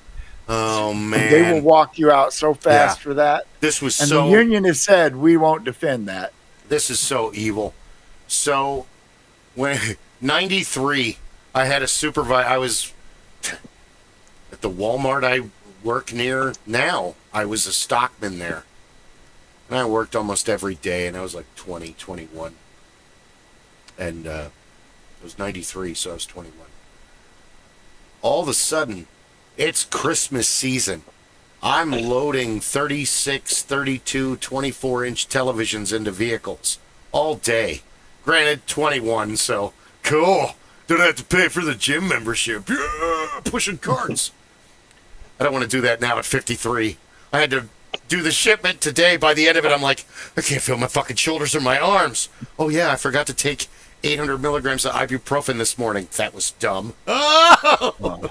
So, where's Dave? Where's Dave? Where's Dave? Dave was fun to work with. Dave was a cool guy. Dave had a lazy streak. And if you ever had a lazy coworker, you know what that equals up to. I have a coworker who just disappears a lot. There you go. Dave waited till Christmas season, put the layaway stuff in a way that he basically made a nest where he could sleep for 5 or 6 hours while the shift happened in the layaway, behind, in the back of the store where the storage is. It reminds me of the King of the Hill episode that had Chuck the Mangione. Yeah, oh my God, the mega Lomart. I was just mountain. Stop reading my mind. I was just thinking about that like 3 days ago. You would run away from your problems, Hank. You're hiding in the mega Lomart, Chuck. We're not talking about me. You're right, though. This was fucking evil. So, 2015 to 2019, CVS Caremark, Silverscript, Aetna, Medicare D. Okay. There's like over 100 people that work in this department. We're doing paper claims for Medicare D. It's not fucking hard. I got up to processor 2 in 4 years. If I can do that, it's not hard. Because I treated that job, I really went in there and put my headsets in and convinced myself that I was play testing a video game for accountants. And within 6 months, I cut the work in more than half. I took 3/4 of the amount of the work and just destroyed it. I was in the middle of a divorce. Christine was, it was all over, and so I would work 6 days a week, 14 hours a day. until they told me to stop. No, you don't understand. I'm pre-tested. I'm the game. What? Oh, I'm sorry. I just, want to give them their money back. Mildred in Minnesota needs her 35 cents. It's important. So, there was a guy. Now, this was Medicare D's broken up, so they also took care of unions on the East Coast. This guy, I wish I had thought of this. Woman gets her son hired. He shows up a whole bunch in the beginning. Then he figures out that nobody's really watching us. You're kind of on your own recognizance all day. They don't, you don't punch a clock. You don't, it's just work.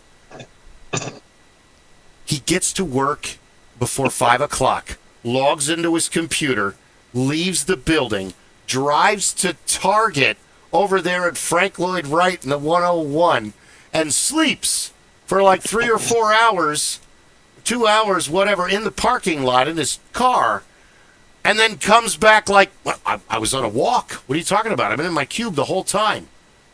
He pulled that shit off for almost 6 months before they caught him and fired his ass.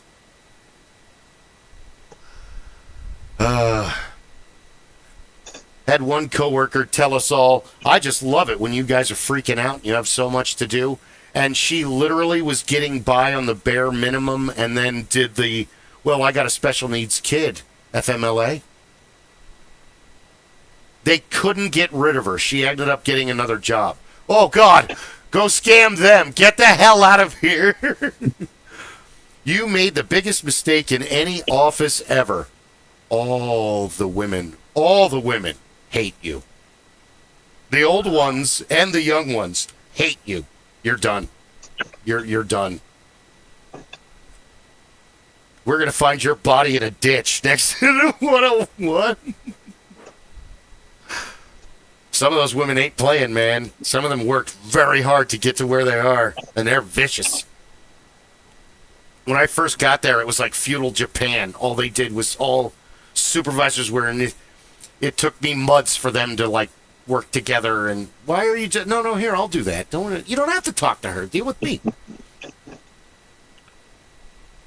Because that's men and women. The women don't like each other.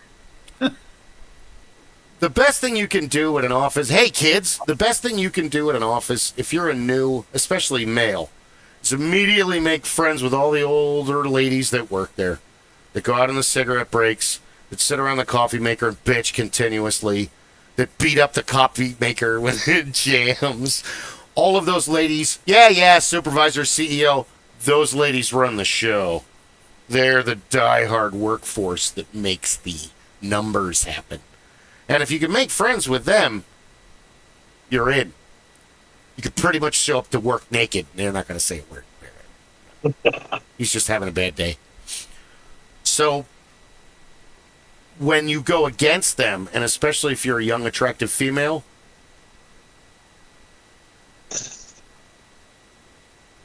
you ain't Cinderella, honey. You're just going to walk up and slap Maleficent in the face verbally and think you're going to just kind of prance back to your cube and be safe. You've made an enemy for life. The life of your career here, which ain't going to be long. Because women don't play in the cubes. No, I am lucky that I have never had a cube farm job. There was... I'm not... See, that's one thing I like about what I do, is it allows me a certain amount of leeway. I don't have a workstation I have to sit at. Yeah. I work in a shipping cage, and I have all these things that need to go out where they need to go to. And there's so much of it that I basically get to decide what I'm working on today. Yeah. And my bosses leave me alone to do it as long as the things keep getting done. And so I really have a level of autonomy that is above what I should have at my job. But I think I've earned it. That kind of helps, too, because if you've got a job where there is so much going on that you have very little downtime. This job I have now at Wendy's and the last job, where it's just like the DM came and she's like, so how do you like it? And I'm like, honestly, it's not that, honestly, it's not that bad. I'm there for only a couple hours, and by the time I am starting to feel my age, it's time to go. By the time the ibuprofen wears off, it's time to go. After about 5 hours, 4 hours, I've done everything I can do. Oh, yeah. Or like today when there's a shipment, I don't have time. But again, there's these 3 women. One of them did not like me. I watched this episode and I never ended up telling the story. So there's 3 women, and they're all older. 2 are very nice. One is very nice to everyone else but me and goes out of her way to show it. So at a kitchen, well, at an office, call the people they don't want to call. Do the things they don't want to do. Make all the coffee. Deal with the creepy guy. All that stuff. You'll win over the ladies. Do what they tell you to do. You'll win over the ladies. At a kitchen, do everything they say. Constantly ask questions. Wash all of the dishes. Not half the dishes, not some of the dishes. Wash them all and put them away. Because if you wash dishes your first week, your first 2 weeks, they're doing their job. I don't want to be like, no. They're doing my job for me now. Like today, because they saw me running around like a headless chicken, and they saw the assistant manager who hired me, which she's totally cool. And she's from Russia. She lives in America. So she's telling me only, what to do and everything. And I've worked with so many Russians. I know that they're being curt and to the point, and it's not a personality thing. It's Russians are similar to us in getting a grand task done. They want everything done, just like we do. I want this done. I want that. Oh, yeah, I did that. I did this. Do you want me to do this way or that way? Oh, it's good. I want you to do that way. Oh, okay, because I wanted to ask before I... So we have already that rapport, and I've only been there a month. So the other lady has been ordering me around in Spanish, which I am not fluent in, and I communicate like a toddler. I get the gist of what you're talking about, but all the details are lost on me. So she figuring this out and having this translated goes full on details, everything she's telling me. So now I'm so busy going, wait a minute, I've heard that word before. I don't know what you're saying anymore because you've given me so many words. My brain's trying to translate them all and failing miserably. But through time and doing all the dishes and doing mopping and doing all the shit work for them and helping them out, she has progressively gotten softer. So the other day, it's just her and I, and the other lady shows up later. So while stuff is going on, they keep climbing up the racks to get the clean Cambros and, the metal and the plastic and all the stuff they're going to use. And I keep, oh, no, Pelegro. And they laugh at me, and I had 2 of them, 2 different ones translate. It's not your climbing ability. I worry about the wall. Because I know this place was made in 92. Don't climb up it. Just ask me. I'm 5'10". I can reach. So we're working. It starts to get busy. There's not enough of us, and everybody's running around the back of the kitchen. I'm washing dishes, and the lady that doesn't like me is in a hurry. She cuts around this table too quickly. And next to the table is a stack of, when they deliver the bread? And it's in the bread carts. Exactly. Yeah. Her right foot catches that, and she starts to go down. Martial arts reflexes take over, and I immediately catch her. I turn because I'm like facing this way, and I see her start to fall out of the corner of my eye. I immediately swing the opposite direction and catch her before she goes mouth first into the stainless steel table. That's how fast it happened. It was just like boom, boom, boom. I picked her up. Oh, are you okay? Bueno, which is the word I say most of the day because bueno, or no bueno. Okay, I've got to fix this. So I saved her. Went right back to washing dishes. Haven't mentioned it till this day. I just saw her yesterday. And now she's not talking gringo smack behind my back because I know when I know enough Spanish to know when you're making fun of me. You know, and I do enough that you have no reason to talk shit about me. I help you out all day long. I sacrifice what I'm doing to do I make the chili for you. I do this for you. I do the bacon for you. So after that, and now she's seen that I'm not running around bragging that I caught her mid-fall because she would have ate it. She's probably in her late 40s, early 50s, so not as agile as she probably was 30 years ago, 20 years ago. I mean, they look like moms. They're little Hispanic women. They're cute little Hispanic women. So that was good. It's nothing. It happens. It's a workplace thing. Well, let's just go back to work. Everything's fine. I'm not gonna, the other two make my sandwiches. It's fine. That and good to have people you can get along with. Like I said, I have some coworkers that, annoy me. I have one of them, and you know him, Dan, can't stop talking. He will come into my area while I'm trying to work, and he will stand there and talk at me while I'm clearly trying to work, and I don't want to tell him, dude, I'm trying to work.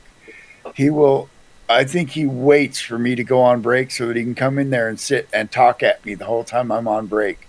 One time I had to tell him, I was like, look, I come in here, this is my me time. This is my no people time. And so I just stopped taking my break in the break room. I'll go sit in the shitter and play on my phone for 15 minutes so that I can do it peacefully and quietly. He doesn't follow me into the bathroom? You're lucky. Yes, dude, he has. He did that pee. today. He did that to me today. Oh, my God. It's like, dude, I'm going to take a piss. Why are you still following me? I'm touching my wiener. Stop talking. And all I do is mostly nod and go, yeah. It's like, I really don't care what you're talking about. I'm not a small talker. I'm not let's chit chat about the weather and how the kids are doing in school. And, my personal life, trust me, most of my coworkers could give a shit about what's going on in my personal life. It's not exciting to them. And, I don't care to share it. And in casual conversation, most of my coworkers don't share my interests. And so they can't hold a conversation with me unless you're into video games or superheroes or the Lord of the Rings. Or, science and fantasy. Star Wars or science and history and things like that.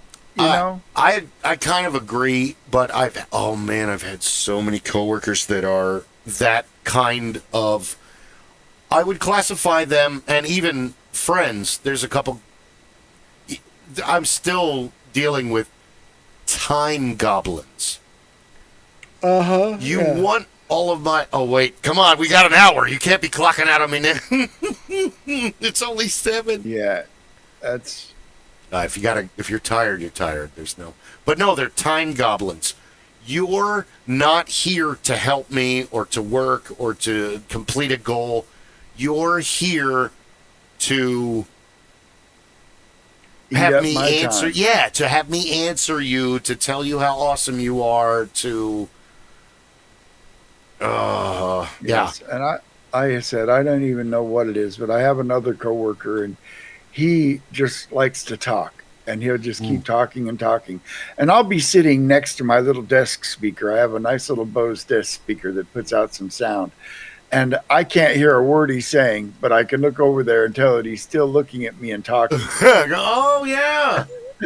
It's like, oh my God, no. Dude, stop. I know, silence is golden. They made a song about it and everything. I think that's part of the problem, is that some people don't understand that sometimes silence is golden. Not every void needs to be filled with something. That's what I listen to music at work for, is so that it doesn't have to be quiet and I don't have to pay attention to it. Yeah. It's in your mind, and that's a great thought. That doesn't mean I want to hear it or you have to share it. Now, if I say, And then- penny for your thoughts, give me the best one you've got. But until that happens,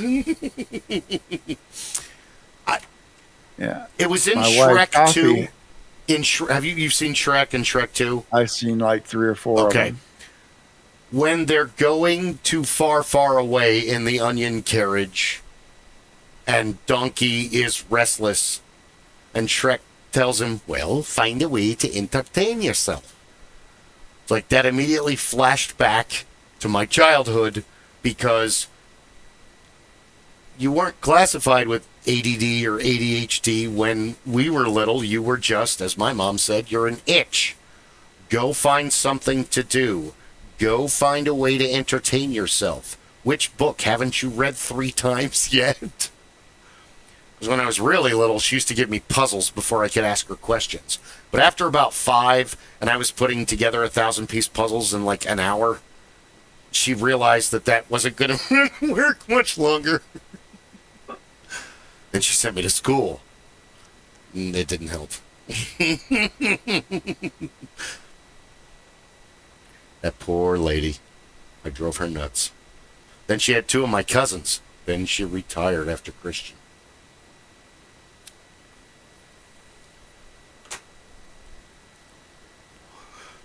He's awesome. He's a teacher now. My cousin back east. But I think that some people, like, the saddest part is it's like you realize through interacting with these people, it's like you don't have anybody that's like close to you. You've like never had that, or you had that and you drove them crazy and now they don't talk to you anymore. Yeah, I don't get that because both of my coworkers that are nonstop talkers, they are married. One doesn't have children, one does, but I can only imagine that your home life isn't very intellectually stimulating when you have to verbally dump at work. And that's Then there's the other be my friend thing. And you want to be friends with everybody. But some people have issues and they're not. some people take up more of your bandwidth than you're willing to give. Unfortunately, that's correct. Well, no, I want to include everybody, but not everybody gets along. And we saw that through many iterations of gaming, through video gaming, through board gaming, through conventions, Oh, yeah. through other, even at Ren Fair, even at haunted houses. Not everybody gets along. Not everybody does, and so you have to, you know. And then it's weird, too, because you want to get along with everybody, and you want everybody to get okay. But then, through time and trial and error of, you realize that some people are secretly toxic, and they hide it from a lot of people. Not like, what they believe Not or this and actively that. toxic so much as destructive. But they Cancerous. they passively aggressively will break up a group of friends to isolate an individual for their own narcissistic or whatever. And that I've seen that happen too many times. Or even worse, they get into a group of friends and they realize that this is a unique opportunity, and then they try to, like, I don't want to say take over, but elevate themselves to the favor of the leader of the group. Where it's like, dude, can't we just all be equals? We were all equals before you fucking got here. We were all just hanging out. Seriously, like none of this drama. Had a nice little, about 15 years ago, me and some friends got together and we formed an online role-playing group. But we had one guy who immediately wanted to try to figure out how to monetize it, how to leverage it, how to leverage the people in it, the creative minds in it to his end. And eventually I was forced out of that group, and this is how I got forced out of that group. Really? My wife, who is also part of that group, had started getting into streaming. And, she kept saying, you should stream your RPGs. You should stream your RPGs. Well, I was one of the first ones who did that. And, well, the other guy who is the other founder of the group with me, for whatever reason, just became extremely hostile to me. I think part of it was he was jealous that I was streaming and hanging out with my wife's friends in that gaming group and not giving all my time to his gaming clan. Like, you're a traitor. It's like, oh no, we're not at war with anybody. And if I decide that I'm going to spend some time with you and some time with my wife's friends, fine. But That's he the way didn't it want is. that. But I really think the big part of it was as a game master goes, he is not a very good one, and I won't go into why, because he's not here to defend himself. But he's not a very good one and not a very consistent one. And I feel that, me streaming and dragging some of the other game masters into streaming, he was going to be the one that didn't, because if he did, it was going to be exposed how poor a game master he actually is. And, rather than let it get to that point, he drove me out of the group. And honestly, I game more now than I did when I was part of that group. I'm having to turn down games that people want me to play in. I'm getting asked constantly to run games in times and places that I'm unable to. So when I hooked up with your group and you said, hey, we need a game master, it's like, oh, I'm down. I'm in. I'm there. All of us can do it, but nobody wants to. Yeah. No, it's really about wanting to and for me, being consistent with it. For me, it goes back to 3rd grade, 4th grade, 5th grade, 2nd grade, and even in especially 6th, 7th, 8th, where Ron and I were gaming long ago, and we had several people in our immediate friends group that were just toxic. And then later I went out into this other group, and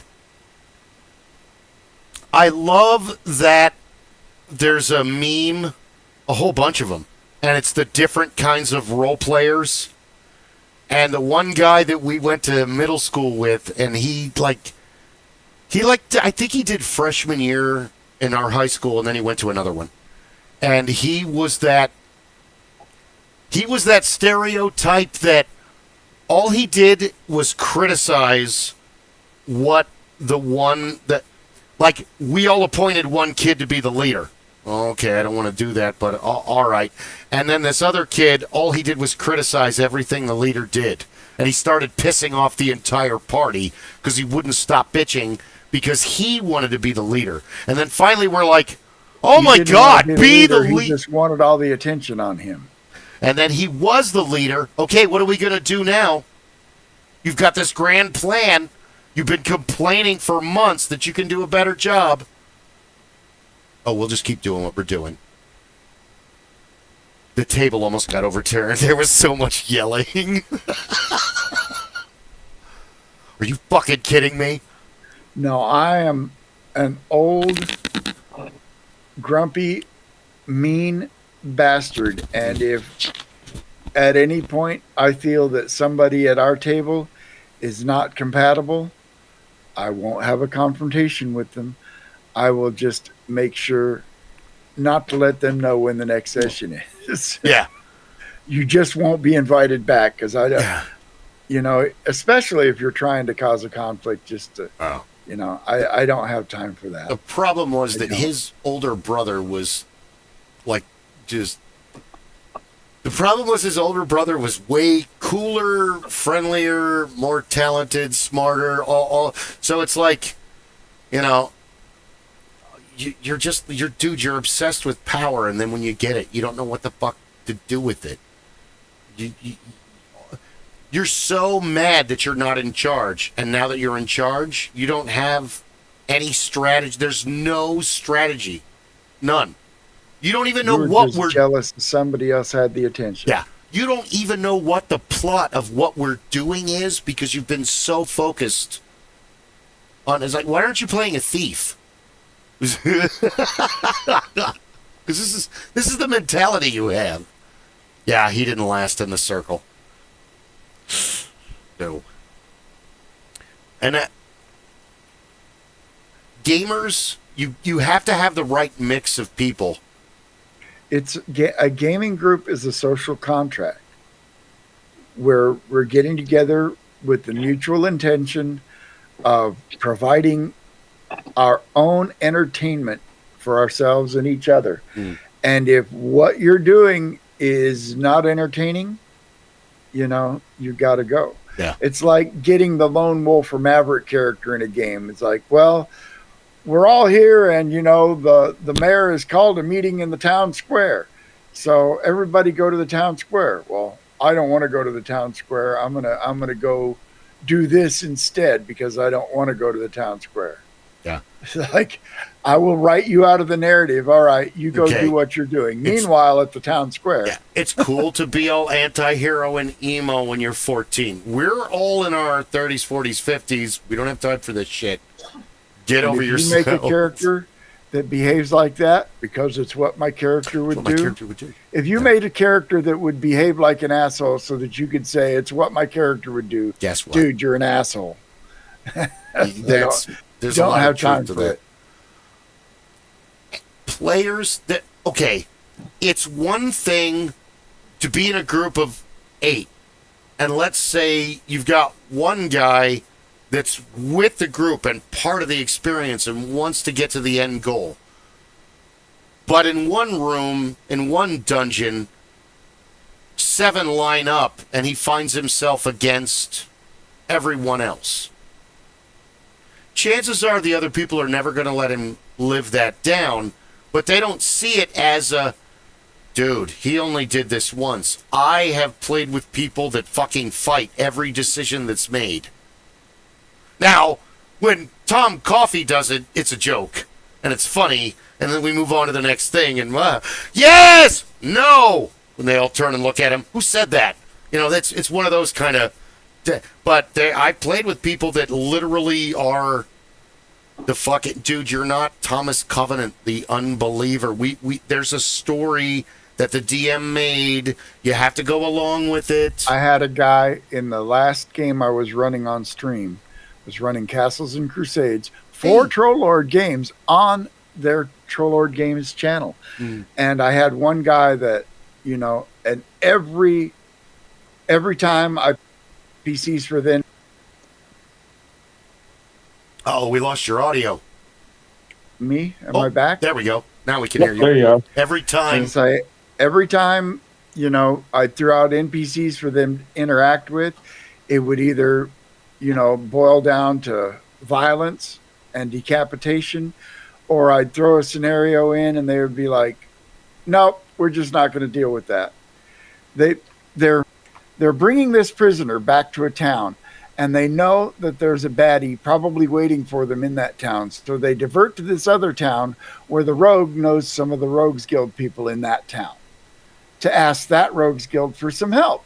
They get there, and the Rogues Guild says, hey, we're being pressured by this religious fanatic that's going after, everybody cracking down on the streets. If you could help us, we'll help you. And so they decided, no, we can't be bothered. We'll move on. What? And so, what was probably going to be a 4-stream side adventure, they ignored. So I just made them roll random encounters for the last hour and a half of that stream. Good for you. And then chewed them out off stream about, don't fight the freaking narrative. It's like, I put all this time in. We're trying to tell a story. And if it's a streamed game, you have to understand that there's a difference between playing a game and streaming it and running a streamed game for the entertainment of other people. You have to buy into the narrative. You have to go along and not go against. And, yeah, no. That's what makes Critical Role. Never watched any, but I hear it's entertaining. That's what makes Critical Role successful is the game scripted? No. But they all know that the game master has a plan and that they should not fight the narrative. They probably also, like most improvs, they have a set of guidelines. It's like, all right, today, this is how the story is going to play out. It's going to go from here to here to here to here. don't fight the narrative. Yeah. And then that's the key of improv. You have to, yeah. you Oh, have to yeah. buy into the narrative. And, you know, I'm old and grumpy. I'm at the point now where if I have somebody that wants to slow the game down or fight the narrative or argue rules with me, don't argue rules with me. Nope. Accept my judgment, and then after the game is over, we can argue the rules all night long. But, you know, the best is what we had last month, and we'll see this Saturday, where we don't really have a designated leader. We kind of function like a pirate ship without a captain, where we kind of, to quote Monty Python's Holy Grail, you hold it. I thought we were an autonomous collective. We kind of function that way, where we autonomously kind of like, okay, well, what do you got? I think this. That's a good idea. I think this will happen. Pete's right. I didn't know that, or whoever. You know, it's a. Rob said we're this. like a pub crawl with swords. There's a That's team highly dynamic. accurate. We have a proper team.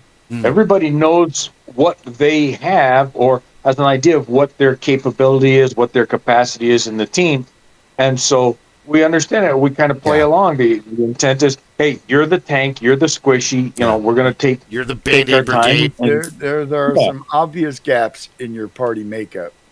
Yeah. You don't have any rogue types. No You artillery. you don't have any artillery. No artillery whatsoever. But you've got bodies. But, you know. Bodies help. We have a barbarian, and that helps out a lot. Hulk smash. The barbarian, the ranger, and the knight. And then my friend Jim will be joining us. And he had already decided long ago that what he wanted to play was a cleric. And I told him we already have two. And he still wants to play a cleric. This So is Gearhead Jim, I take it. yes. Okay. Is he And so you guys playing will be, via Discord, or is No, I'll be bringing him along. All right. I still think it would be funny to have a bunch of, to have a game, and it probably would be even better if we scripted it and got some people to play the newbies, but a group of newbies who all want to be, everybody wants to be a magic user, everybody wants to be a barbarian, everybody wants, and just a one shot like that would be fun to watch, because it would be a hoot to see them all doing it, especially with somebody like you, Rob, as the DM going, you guys can do whatever you want. This is your first time playing. I'm going to let you have at with it, and I can enjoy this as we go along. Dude, we'll call it same class one shot, where you have to be, and the best art is, hold on, you're on to something. One of the funniest little goofy, I don't know if it's a TikTok, because I think it's older than that, roll for sandwich. Are either one of you familiar with this? No. I think so. Okay. This guy makes a sandwich, but he uses D&D dice and tables for bread. And he rolls the dice. Okay, sourdough. Second, meat. And then meat and cheese. And sometimes it sounds delicious. Sometimes even he's like, oh, God, this is horrible, while he's eating it. Roll for sandwich. I'll post a video. So it would kind of be like that, I think it would be fun as long as it's taken in that vein. Like Paranoia, or Tales of the Floating Vagabond. You can't take this seriously. We're all magic users. It's there's a stand-up comedian named Peter Galkey, and one of his funniest jokes ever is like, we started a band. 5 bass players. Oh man, God, that would be horrible. Unless one of them is Les Claypool, that's going to be terrible. So I think that I see the humor and the fun in it, because most of you are going to get eliminated. That's just like I said. Be fun. Well, no, roll for sandwich is like, okay, we're going to do it on this day. Okay, everybody shows up, and then you roll what the module is, what class we have to play, what level we start at. Everybody's a gnome. Good luck. You're all... I was in a party once where we were all dwarves. That's awesome. Yes. See, those could be cool. So some of those you can have a real good time with. But I also played in an evil campaign where everybody was a drow elf. that would be fun once, I guess. But well, I wouldn't want to. The way to make an evil game work is you have the evil characters are all going to fight against each other unless you give them something that they all fear more than each other. And you've got to keep that fear up. And for us, we were all members of a drow household, and we had to fear our older siblings who were all homicidal maniacs. And the other houses, and the demons, and Loth, and... Yeah. That's a never-ending nightmare. See, that's why I like those. I like the little campy side bits that pop in every so often. You know, when you're feeling like throwing something fun just to give it to somebody. Okay, here's a magic sword, and the magic sword adds to your armor class, and it has this incredible to hit capacity, but you can never let it out of your hand. You have to carry it with you everywhere. It's like Elric of Stormbringer, and what is it, Elbrick of you've got the Thank you. halfling or the gnome that also has a girdle of storm giant strength. Or, you know, you got all these, you throw in these little oddities, or the NPC that... Give them all severe psychological issues. It's the druid that has agoraphobia. I want to be with the forest, but I can't go outside. The dwarf with claustrophobia. I want to be in the mines. Tight spaces. The barbarian that has multiple personalities and thinks he's a very powerful wizard. Yeah, those are so much fun. Rangers with arachnophobia instead of the NPC that is always 1,000 yards away, but he has, he's always constantly screaming at you, and he's got he's got additional charisma, so he can drive you nuts. It's like you're turning it into Discworld by Terry Pratchett with Rincewind. Played. What is the craziest character you've played in an RPG? For me, it was Bob. Bob is helping. It was just Bob is helping. The little halfling. Oh God. We had one where we had to roll everything, and I didn't last long, and I don't remember what it was, and I had to roll another one. But I remember a story that Ray Grace told where he had us do that because he met a DM, and he got into this random game in one of the gaming stores. And the guy made them roll for everything. And he ended up with a venerable dwarven woman. So he's like, okay, and a magic user. So he purchases a dagger, boots, a belt, and a chicken. And has her be naked, beard and everything. She's like 300 years old. And she only made it to 2nd level because she would run at the bad guys and scream, "I'm going to hex you!" And then threaten the chicken's life, the googly-eyed chicken's life with the dagger.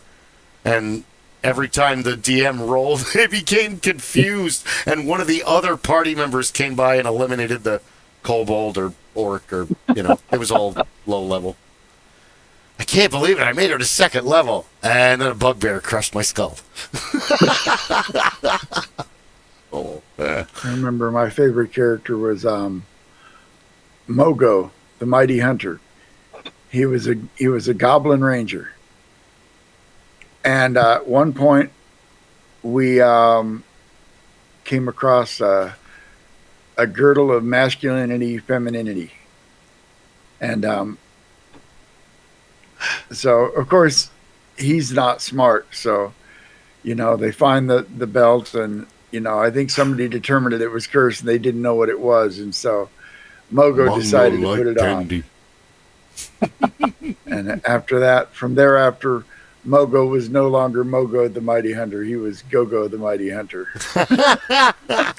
She was Gogo the Mighty Hunter. Put my boots on and dance.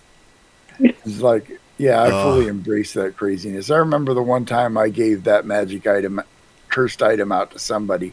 The player was so upset. Ron played. I thought he was going to cry. It's like, you made my character into a girl. Yeah, it's funny. It No, happens. not. Just find another belt, dumbass. Ron played a cleric of Thor, and he really got into it one session. And everything was, let me explain Thor's love to you.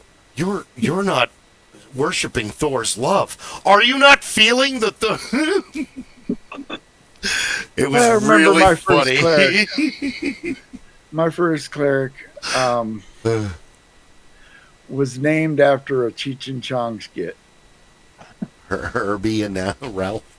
No, his name was Bob Bitchin. Bob Bitchin. Class. Wow, far out, man. No, that was Bob Bitchin came from the let's make a new dope deal. Oh. What's your name? Bob. Bob what? Bitch. It's Officer So-and-so from the DEA. Oh, no. You're busted. Busted. Yeah. Oh. Well, Bob Bitchin was a cleric of Bacchus. Oh, Bacchus.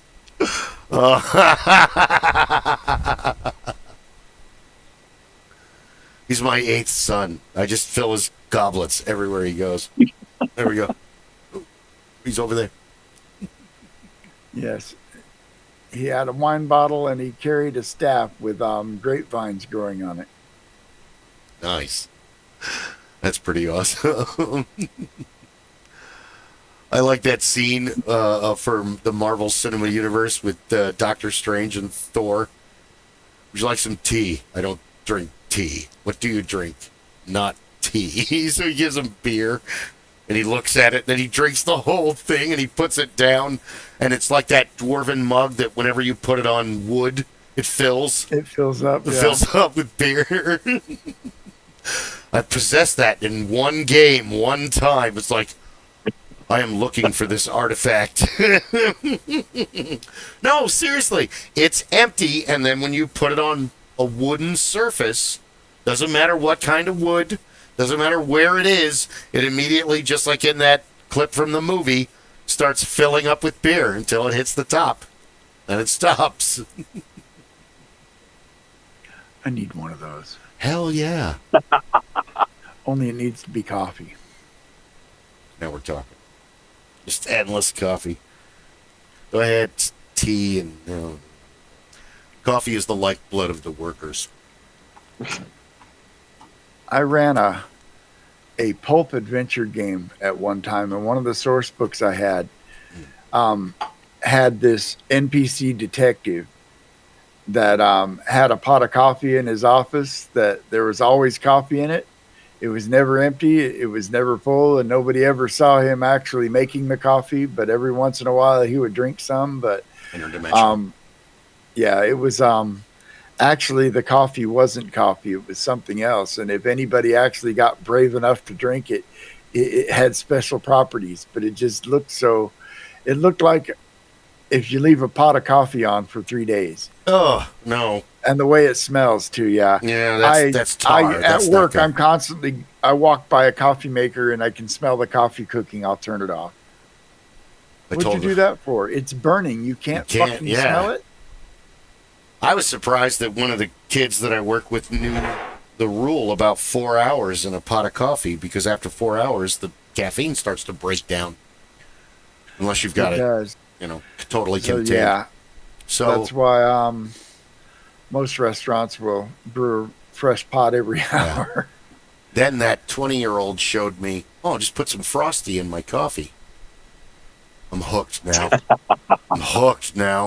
Frosty. Speaking of, because you just. Speaking of which, did you know that Wendy's just came out with a coffee flavored Frosty?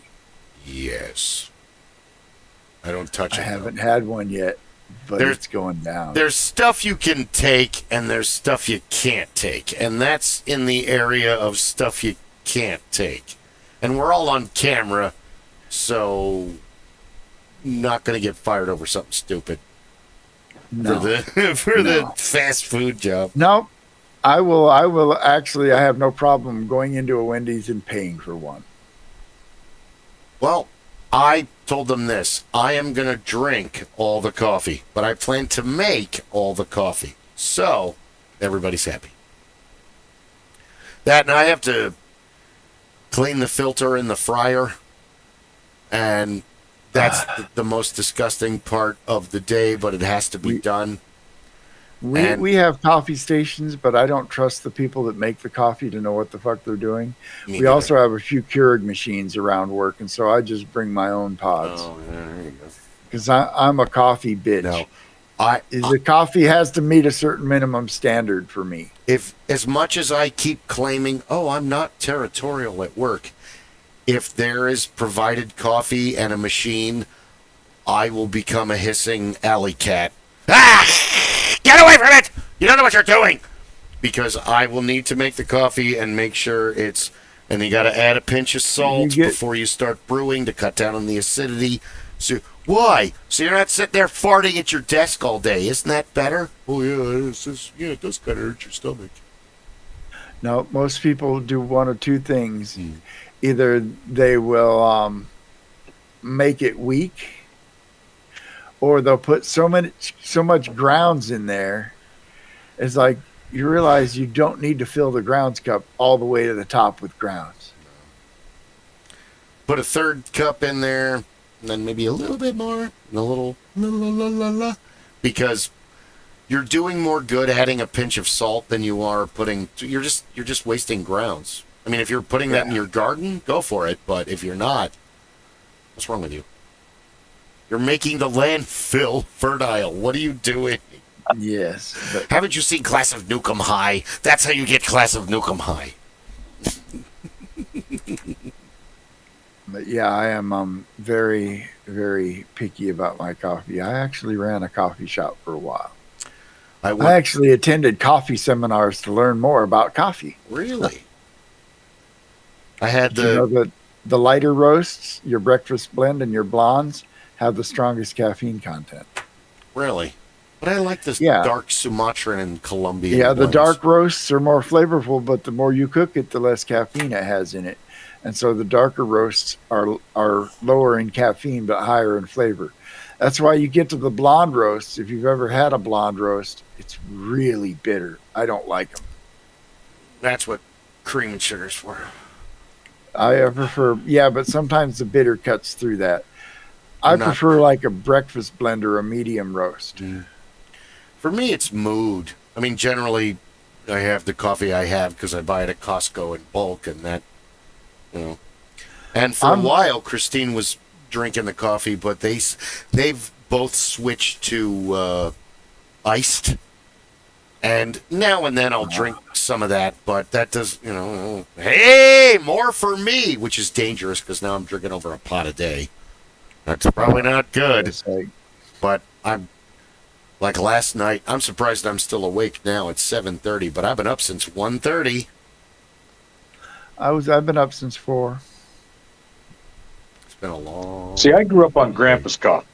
Oh, yeah. Grandpa's coffee. That's why I never... Coffee you can chew. That's why I never developed a taste for coffee, because if you ran out of filters, Kleenex worked, and you put the proper number of scoops in, depending upon how much of the gallon you intended to brew, and he brewed the full pot on the Mr. Coffee, the big Mr. Coffee, because he was the only one drinking it, and it cooked down until noon. And then at noon, he made a whole other pot to cook down for the rest of the day. I used to feel bad. I'm like, when this was over a decade ago, Dad, I feel bad. I'm drinking coffee all day long. Oh, well, I went to the heart doctor, and I, with a high blood pressure, I was worried. And after a bunch of tests, he said, nah, drink all the coffee you want. And my dad goes, well, that's good, because at Channel 12... they have like 2 or 3 break rooms, and here's constant 24-hour coffee that the old man... And then when he's with me on the weekends, I'm bringing him constant water and iced tea. I mean, between he and I don't know, 2 or 3 gallons of iced tea in a day. You just make it in the jars. You leave it out on the cool decking, and go boom. through cycles. I'll go on a coffee binge, and then I'll switch over to tea. I've been on coffee for a while now, but about ready to switch back over to tea. Well, Dad was a big coffee drinker, and Mom never drank it. She was strictly a tea drinker, a teetotaler. I can drink whiskey. No one's ever seen this happen. This is a myth from long ago. You're a teetotaler. It's okay. We're not judging you because you don't drink. We make fun of you about, Mom's drunk again. She's not drunk. She doesn't drink. She never drank. All of that, that was us being assholes when we were teenagers. She never drank. Right, we have other things we make fun of you for. Yeah. We're not making... Now, my dad would drink. Oh, yeah. I've seen him wasted several times, but, not every weekend. Only on special occasions or with something really bad happens. Only on special occasions, like each day that ended in Y. Oh, wait a second. No. Like when he wrecked his Bronco and when he, My dad was That was Grandpa. There was a time when Grandpa would buy multiple cases of beer in a week. And they would get polished off. And I would defy anyone to identify that he was drunk. And the only tell that we ever found during that period was he would laugh just a little bit more at something. Things and were not much. slightly funny. Yeah, normally he's but then it would go a little bit longer than that. We're like, oh, okay. Grandpa had these plastic beer mugs from SeaWorld. And so years ago, you could get plastic mugs that were neon green, neon pink, neon blue. And so he kept those in the van, and he had one in the doghouse at all times, and he would pour his beer in there, because what police officer who's ever going to ask you a question is ever going to believe that neon green mug is filled with beer? I'll be right back again, gentlemen. I apologize. Sorry. Like and subscribe. Yeah, it was always interesting. That was the only way we could tell that he had gotten to that threshold. No, it was my dad that drank, and unfortunately, I think his drinking and smoking ended up killing him. Yeah.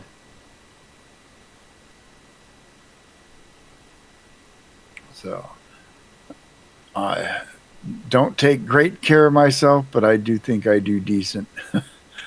I want to outlive my parents, and I'm very nearly at that point because they both died at fairly young age. Yeah. But they were both, out in the sun, smoking, drinking, living the lifestyle.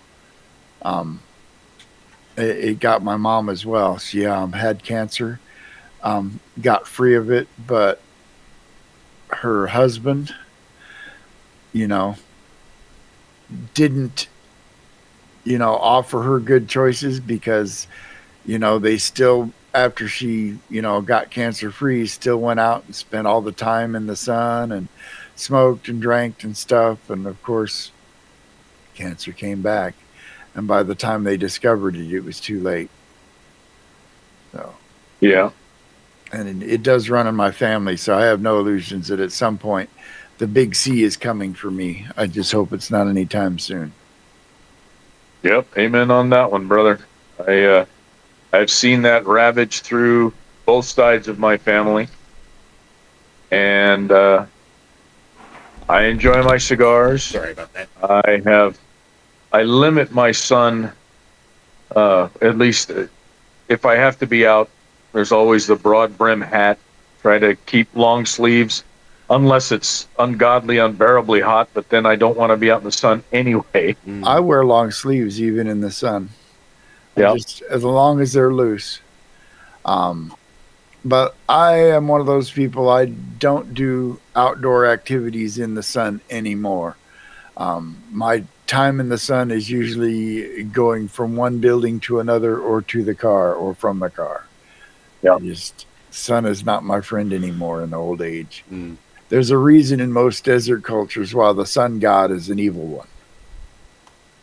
It burns you out, cooks you alive. I've been here over 40 years. Now I can't. I was feeling my age a couple weeks ago when I had to shift everything in the freezer, and I couldn't feel my thumb for like half a day. Yeah. That's not frostbite. Yeah. It's just, wow. I'm getting to the age where that inner layer of fat that insulates you and protects you from injury, because my skin is almost paper now. Trust me, I'm 60. I know. You see, both of you are ahead of me in the race of life.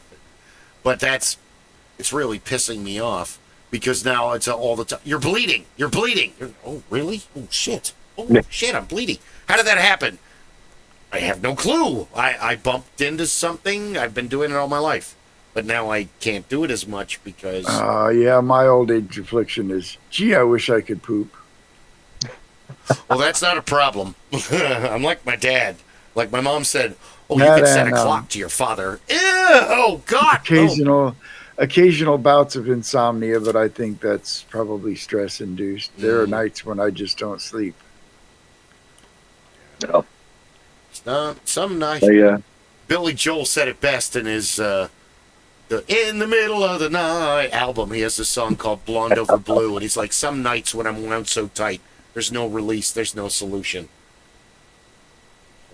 Get out of my head, Billy. Jesus Christ. Yeah. I don't know if that sounds familiar, gentlemen.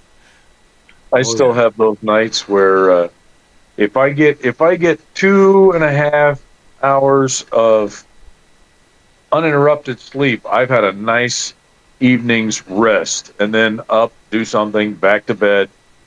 But the saving grace is I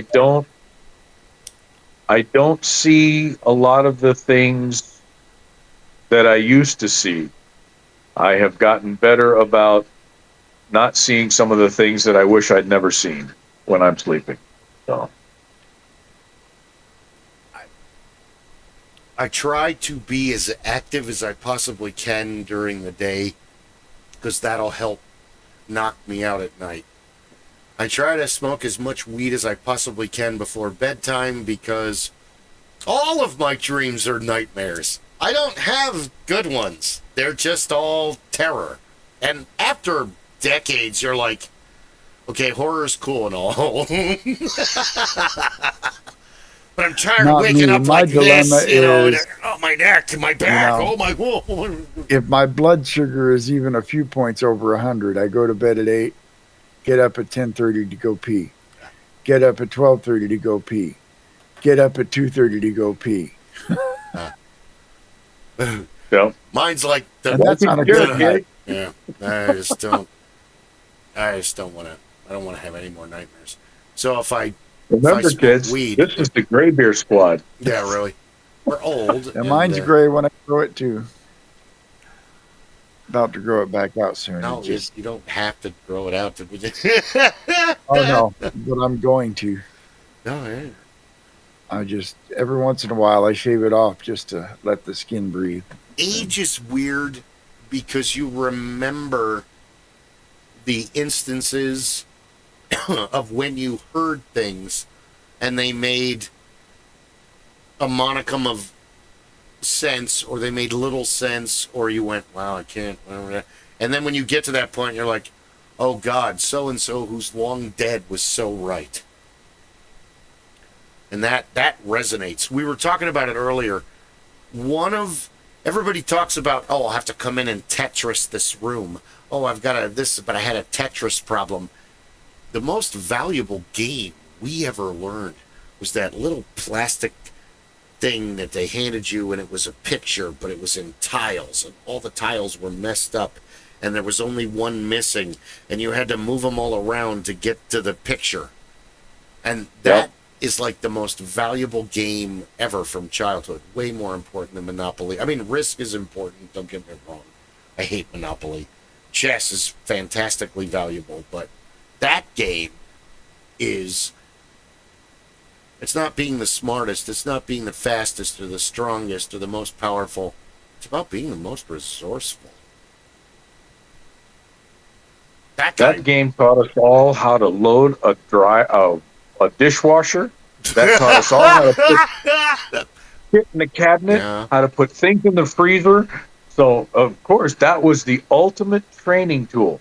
Let me show you how to do this, because later on, this is going to teach you a valuable life skill, and you won't know it until later. I've watched Donnie and Tom Coffee pack a bug when they move. It's like, Jesus, how did you get all the... It's like a fucking TARDIS. What's going on? Yeah, it's a very valuable skill. It's not what you have. It's what you can come up with, what you can do with it that's important. Not... Exactly. How many times can you stuff 10 pounds of crap in a 5-pound bag? Yep. Hold my beer. We have a saying, you can't put 10 pounds of shit in a 5-pound bag. You just get shit everywhere. This is true. Or we shorten it at work to 10 in a 5 bag. 10 in a 5 bag. They want 10 in a 5 bag. Time tested. Engineer approved. It doesn't matter, though. Some guys are going to try to do the impossible no matter what, right out of the gate. It's like daylight silly time. Yeah. You can't cut a foot off the bottom of a blanket, sew it to the top of a blanket, and call it a longer blanket. That's right. It's a Native American. Only white men can do that. Only white men can. Only a white man would. I just said that to a guy at work. Only a white man will cut a foot off the bottom of a blanket, sew it to the top of the blanket, and call it a longer blanket. Yep. Because one of those things happened at work where it's like, really? Yeah, the fire marshal came in today and he was not happy, and I did not like what I was hearing. Damn it, I just got this job. I mean, it sucks and it pays shitty, but I need to pay my bills. I'm tired of being told no by Dunkin' Donuts and Wendy's and fucking Jack in the Box and bullshit. Or there was a mortgage company and they strung me along real good. I had 2 interviews in one day and was given the red carpet treatment, only to not even get an email of thanks, no thanks. Dude, I'm a dude. I'm an ugly dude. You can tell me no. I am so used to no. I am used to no from 5th grade on, okay? You want to tell me no? I understand no.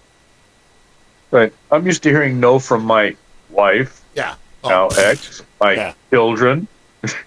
I had a my supervisor grandchildren at work, and we ship out parts all over the place. And over the weekend, the weekenders will pile up a stack of parts to go out Monday. Well, we had a supervisor come in on a Monday, and he's like, well, the planners want to find this part in all this stack of parts and keep it back. It's like, you need to tell them no. It's like, well, can't just tell them no. It's like, Ken, repeat after me. The power of no compels you. The power of no compels you. And so every time that supervisor passes me, he's like, the power of no. It's like, I think that's a big problem in this world, is a lot of people aren't willing to just say no. No, I am not doing that. SpongeBob, the power within. The power within. No, you're right. That's what that whole movie with Jim Carrey, Yes Man, is about. I haven't seen it, but that's what I've heard. I haven't seen it either. Yeah. I'm not a big fan of early Jim Carrey movies. Oh, no, this is actually a later one.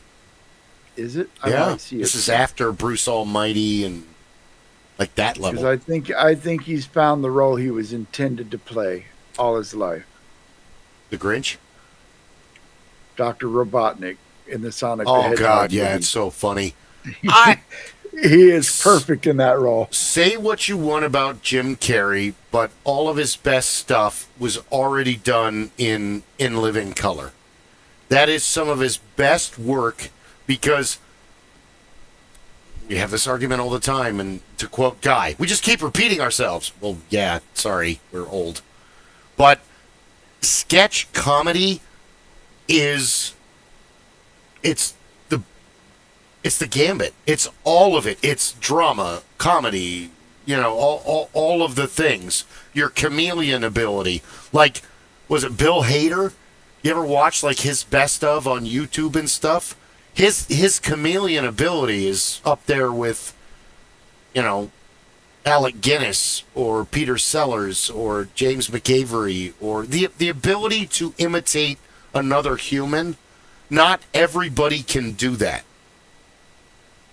It takes almost an autism level of, because most autistics. Some actors can take you out of who they are into the role. When Gary Oldman can do that. Gary Oldman, thank you. That was another name I was searching for. When there's a over an hour documentary on the Goon Show on YouTube, which is a radio program that eventually came over to television with marionettes. Paul and Mark Firestone introduced me to it because I didn't know about it before. But that's where I learned. Yeah. But Sellers, Seacom and Milligan were talking about him, and he's like, when he did this character, he didn't just do the voice. He became that character. His mannerism changed. His everything about him changed.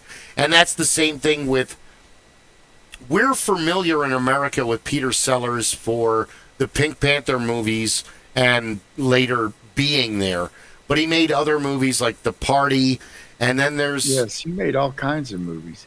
And I heard an anecdote about him that he really didn't have a personality.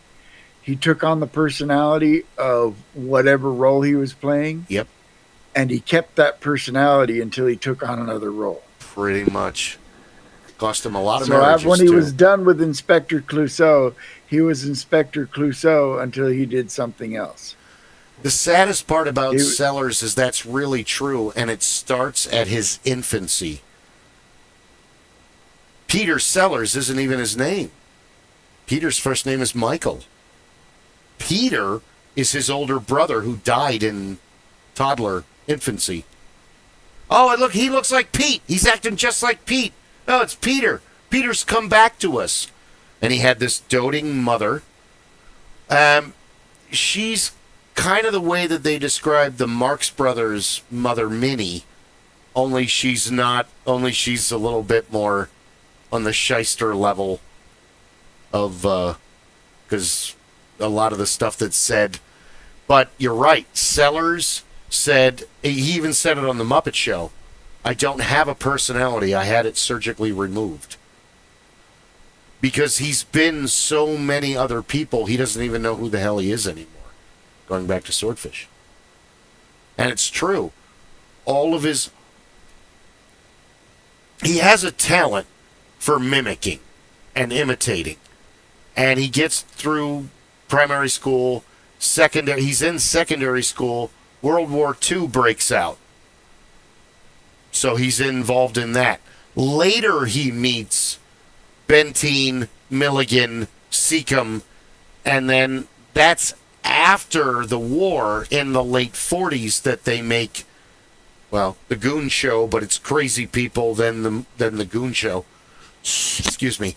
But Sellers is still dealing with, he's the only child of a doting mother, and they always refer to Peter as being fat, as being overweight.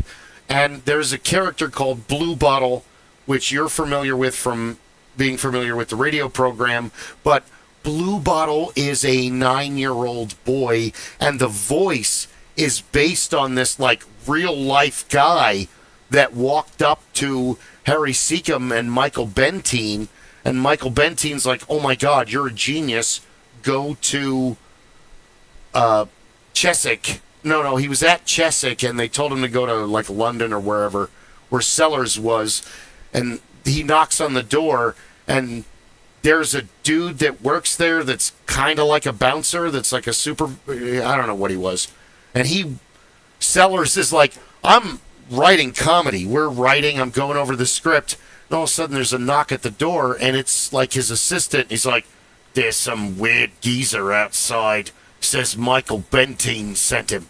Oh, well, by all means, send him in. If Bentine sent him, because in the beginning there were 4 of them. Bentine was Professor Pureheart.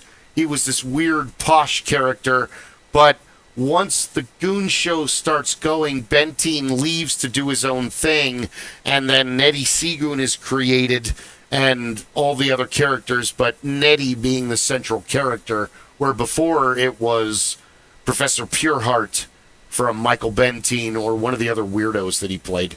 So this guy comes out of the thing, and one of the first things that he goes, that's the guy. Peter's too fat to be this guy. There's no way this can be Peter. And that's because his mom was always feeding him. Oh, hey, make me something to eat. So she doted over him a lot. And then once his mother dies, he's kind of lost. And now, yeah, he's famous and he's getting all these things. But like you said, there is no Peter Sellers. He's just other people. And he picks up superstitions, and he picks up, what was it? He caused all kinds of trouble on Dr. Strangelove because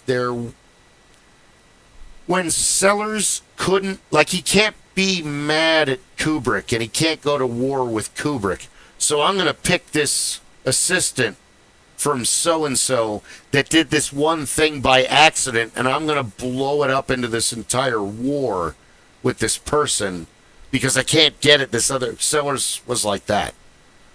He was incredibly passive. I mean, as much as I love the guy for being a comedian, dude, that guy, I don't... You never should meet your heroes. I don't want to meet Ben Franklin. I don't want to meet George Washington. I don't want to meet Peter Sellers. I don't want to meet Dwight Eisenhower. It's not, I don't want to meet Spider-Man. He's got too many issues.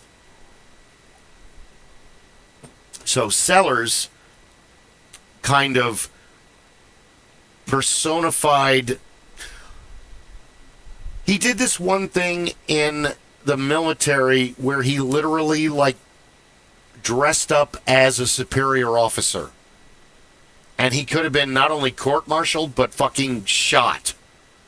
For that's doing major. No. It's different in the Her Majesty's Royal Army. And he was like, no, it's fine, it's fine, it's fine, it's fine. And Sellers was the kind of guy that pulled it off. He used comedy to get himself to where he was. So they don't meet. They meet in the service, but they don't really become friends until later. And Seacom, Milligan, and Bentine hang out a lot more than Sellers because Sellers is kind of a social climber. If anything, he's kind of the John Lennon of their group, where he inspires Milligan and the other two, but he's out for himself. He really, I mean, if the Goon Show becomes famous, hey, that's great. But if it doesn't, I still made all these contacts.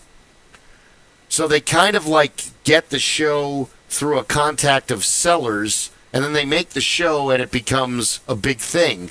But before the show, Peter has a normal job, but he's also hiring himself out at birthday parties and events as a percussionist / impressionist, where he had an act where he would play his drum kit and then stop and then do a bunch of famous impersonations and then play some more drums and then work the crowd and do some impersonations and then go back to the drums.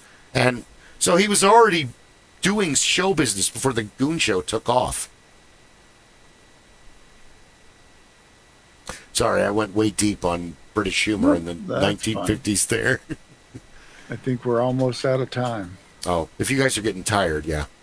I had a second wind, so. Rob? He's muted.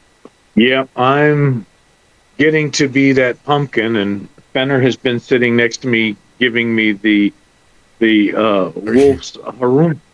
Are you done yet? Okay. Fair enough. Gretchen is snoring quite diligently on her leather chair.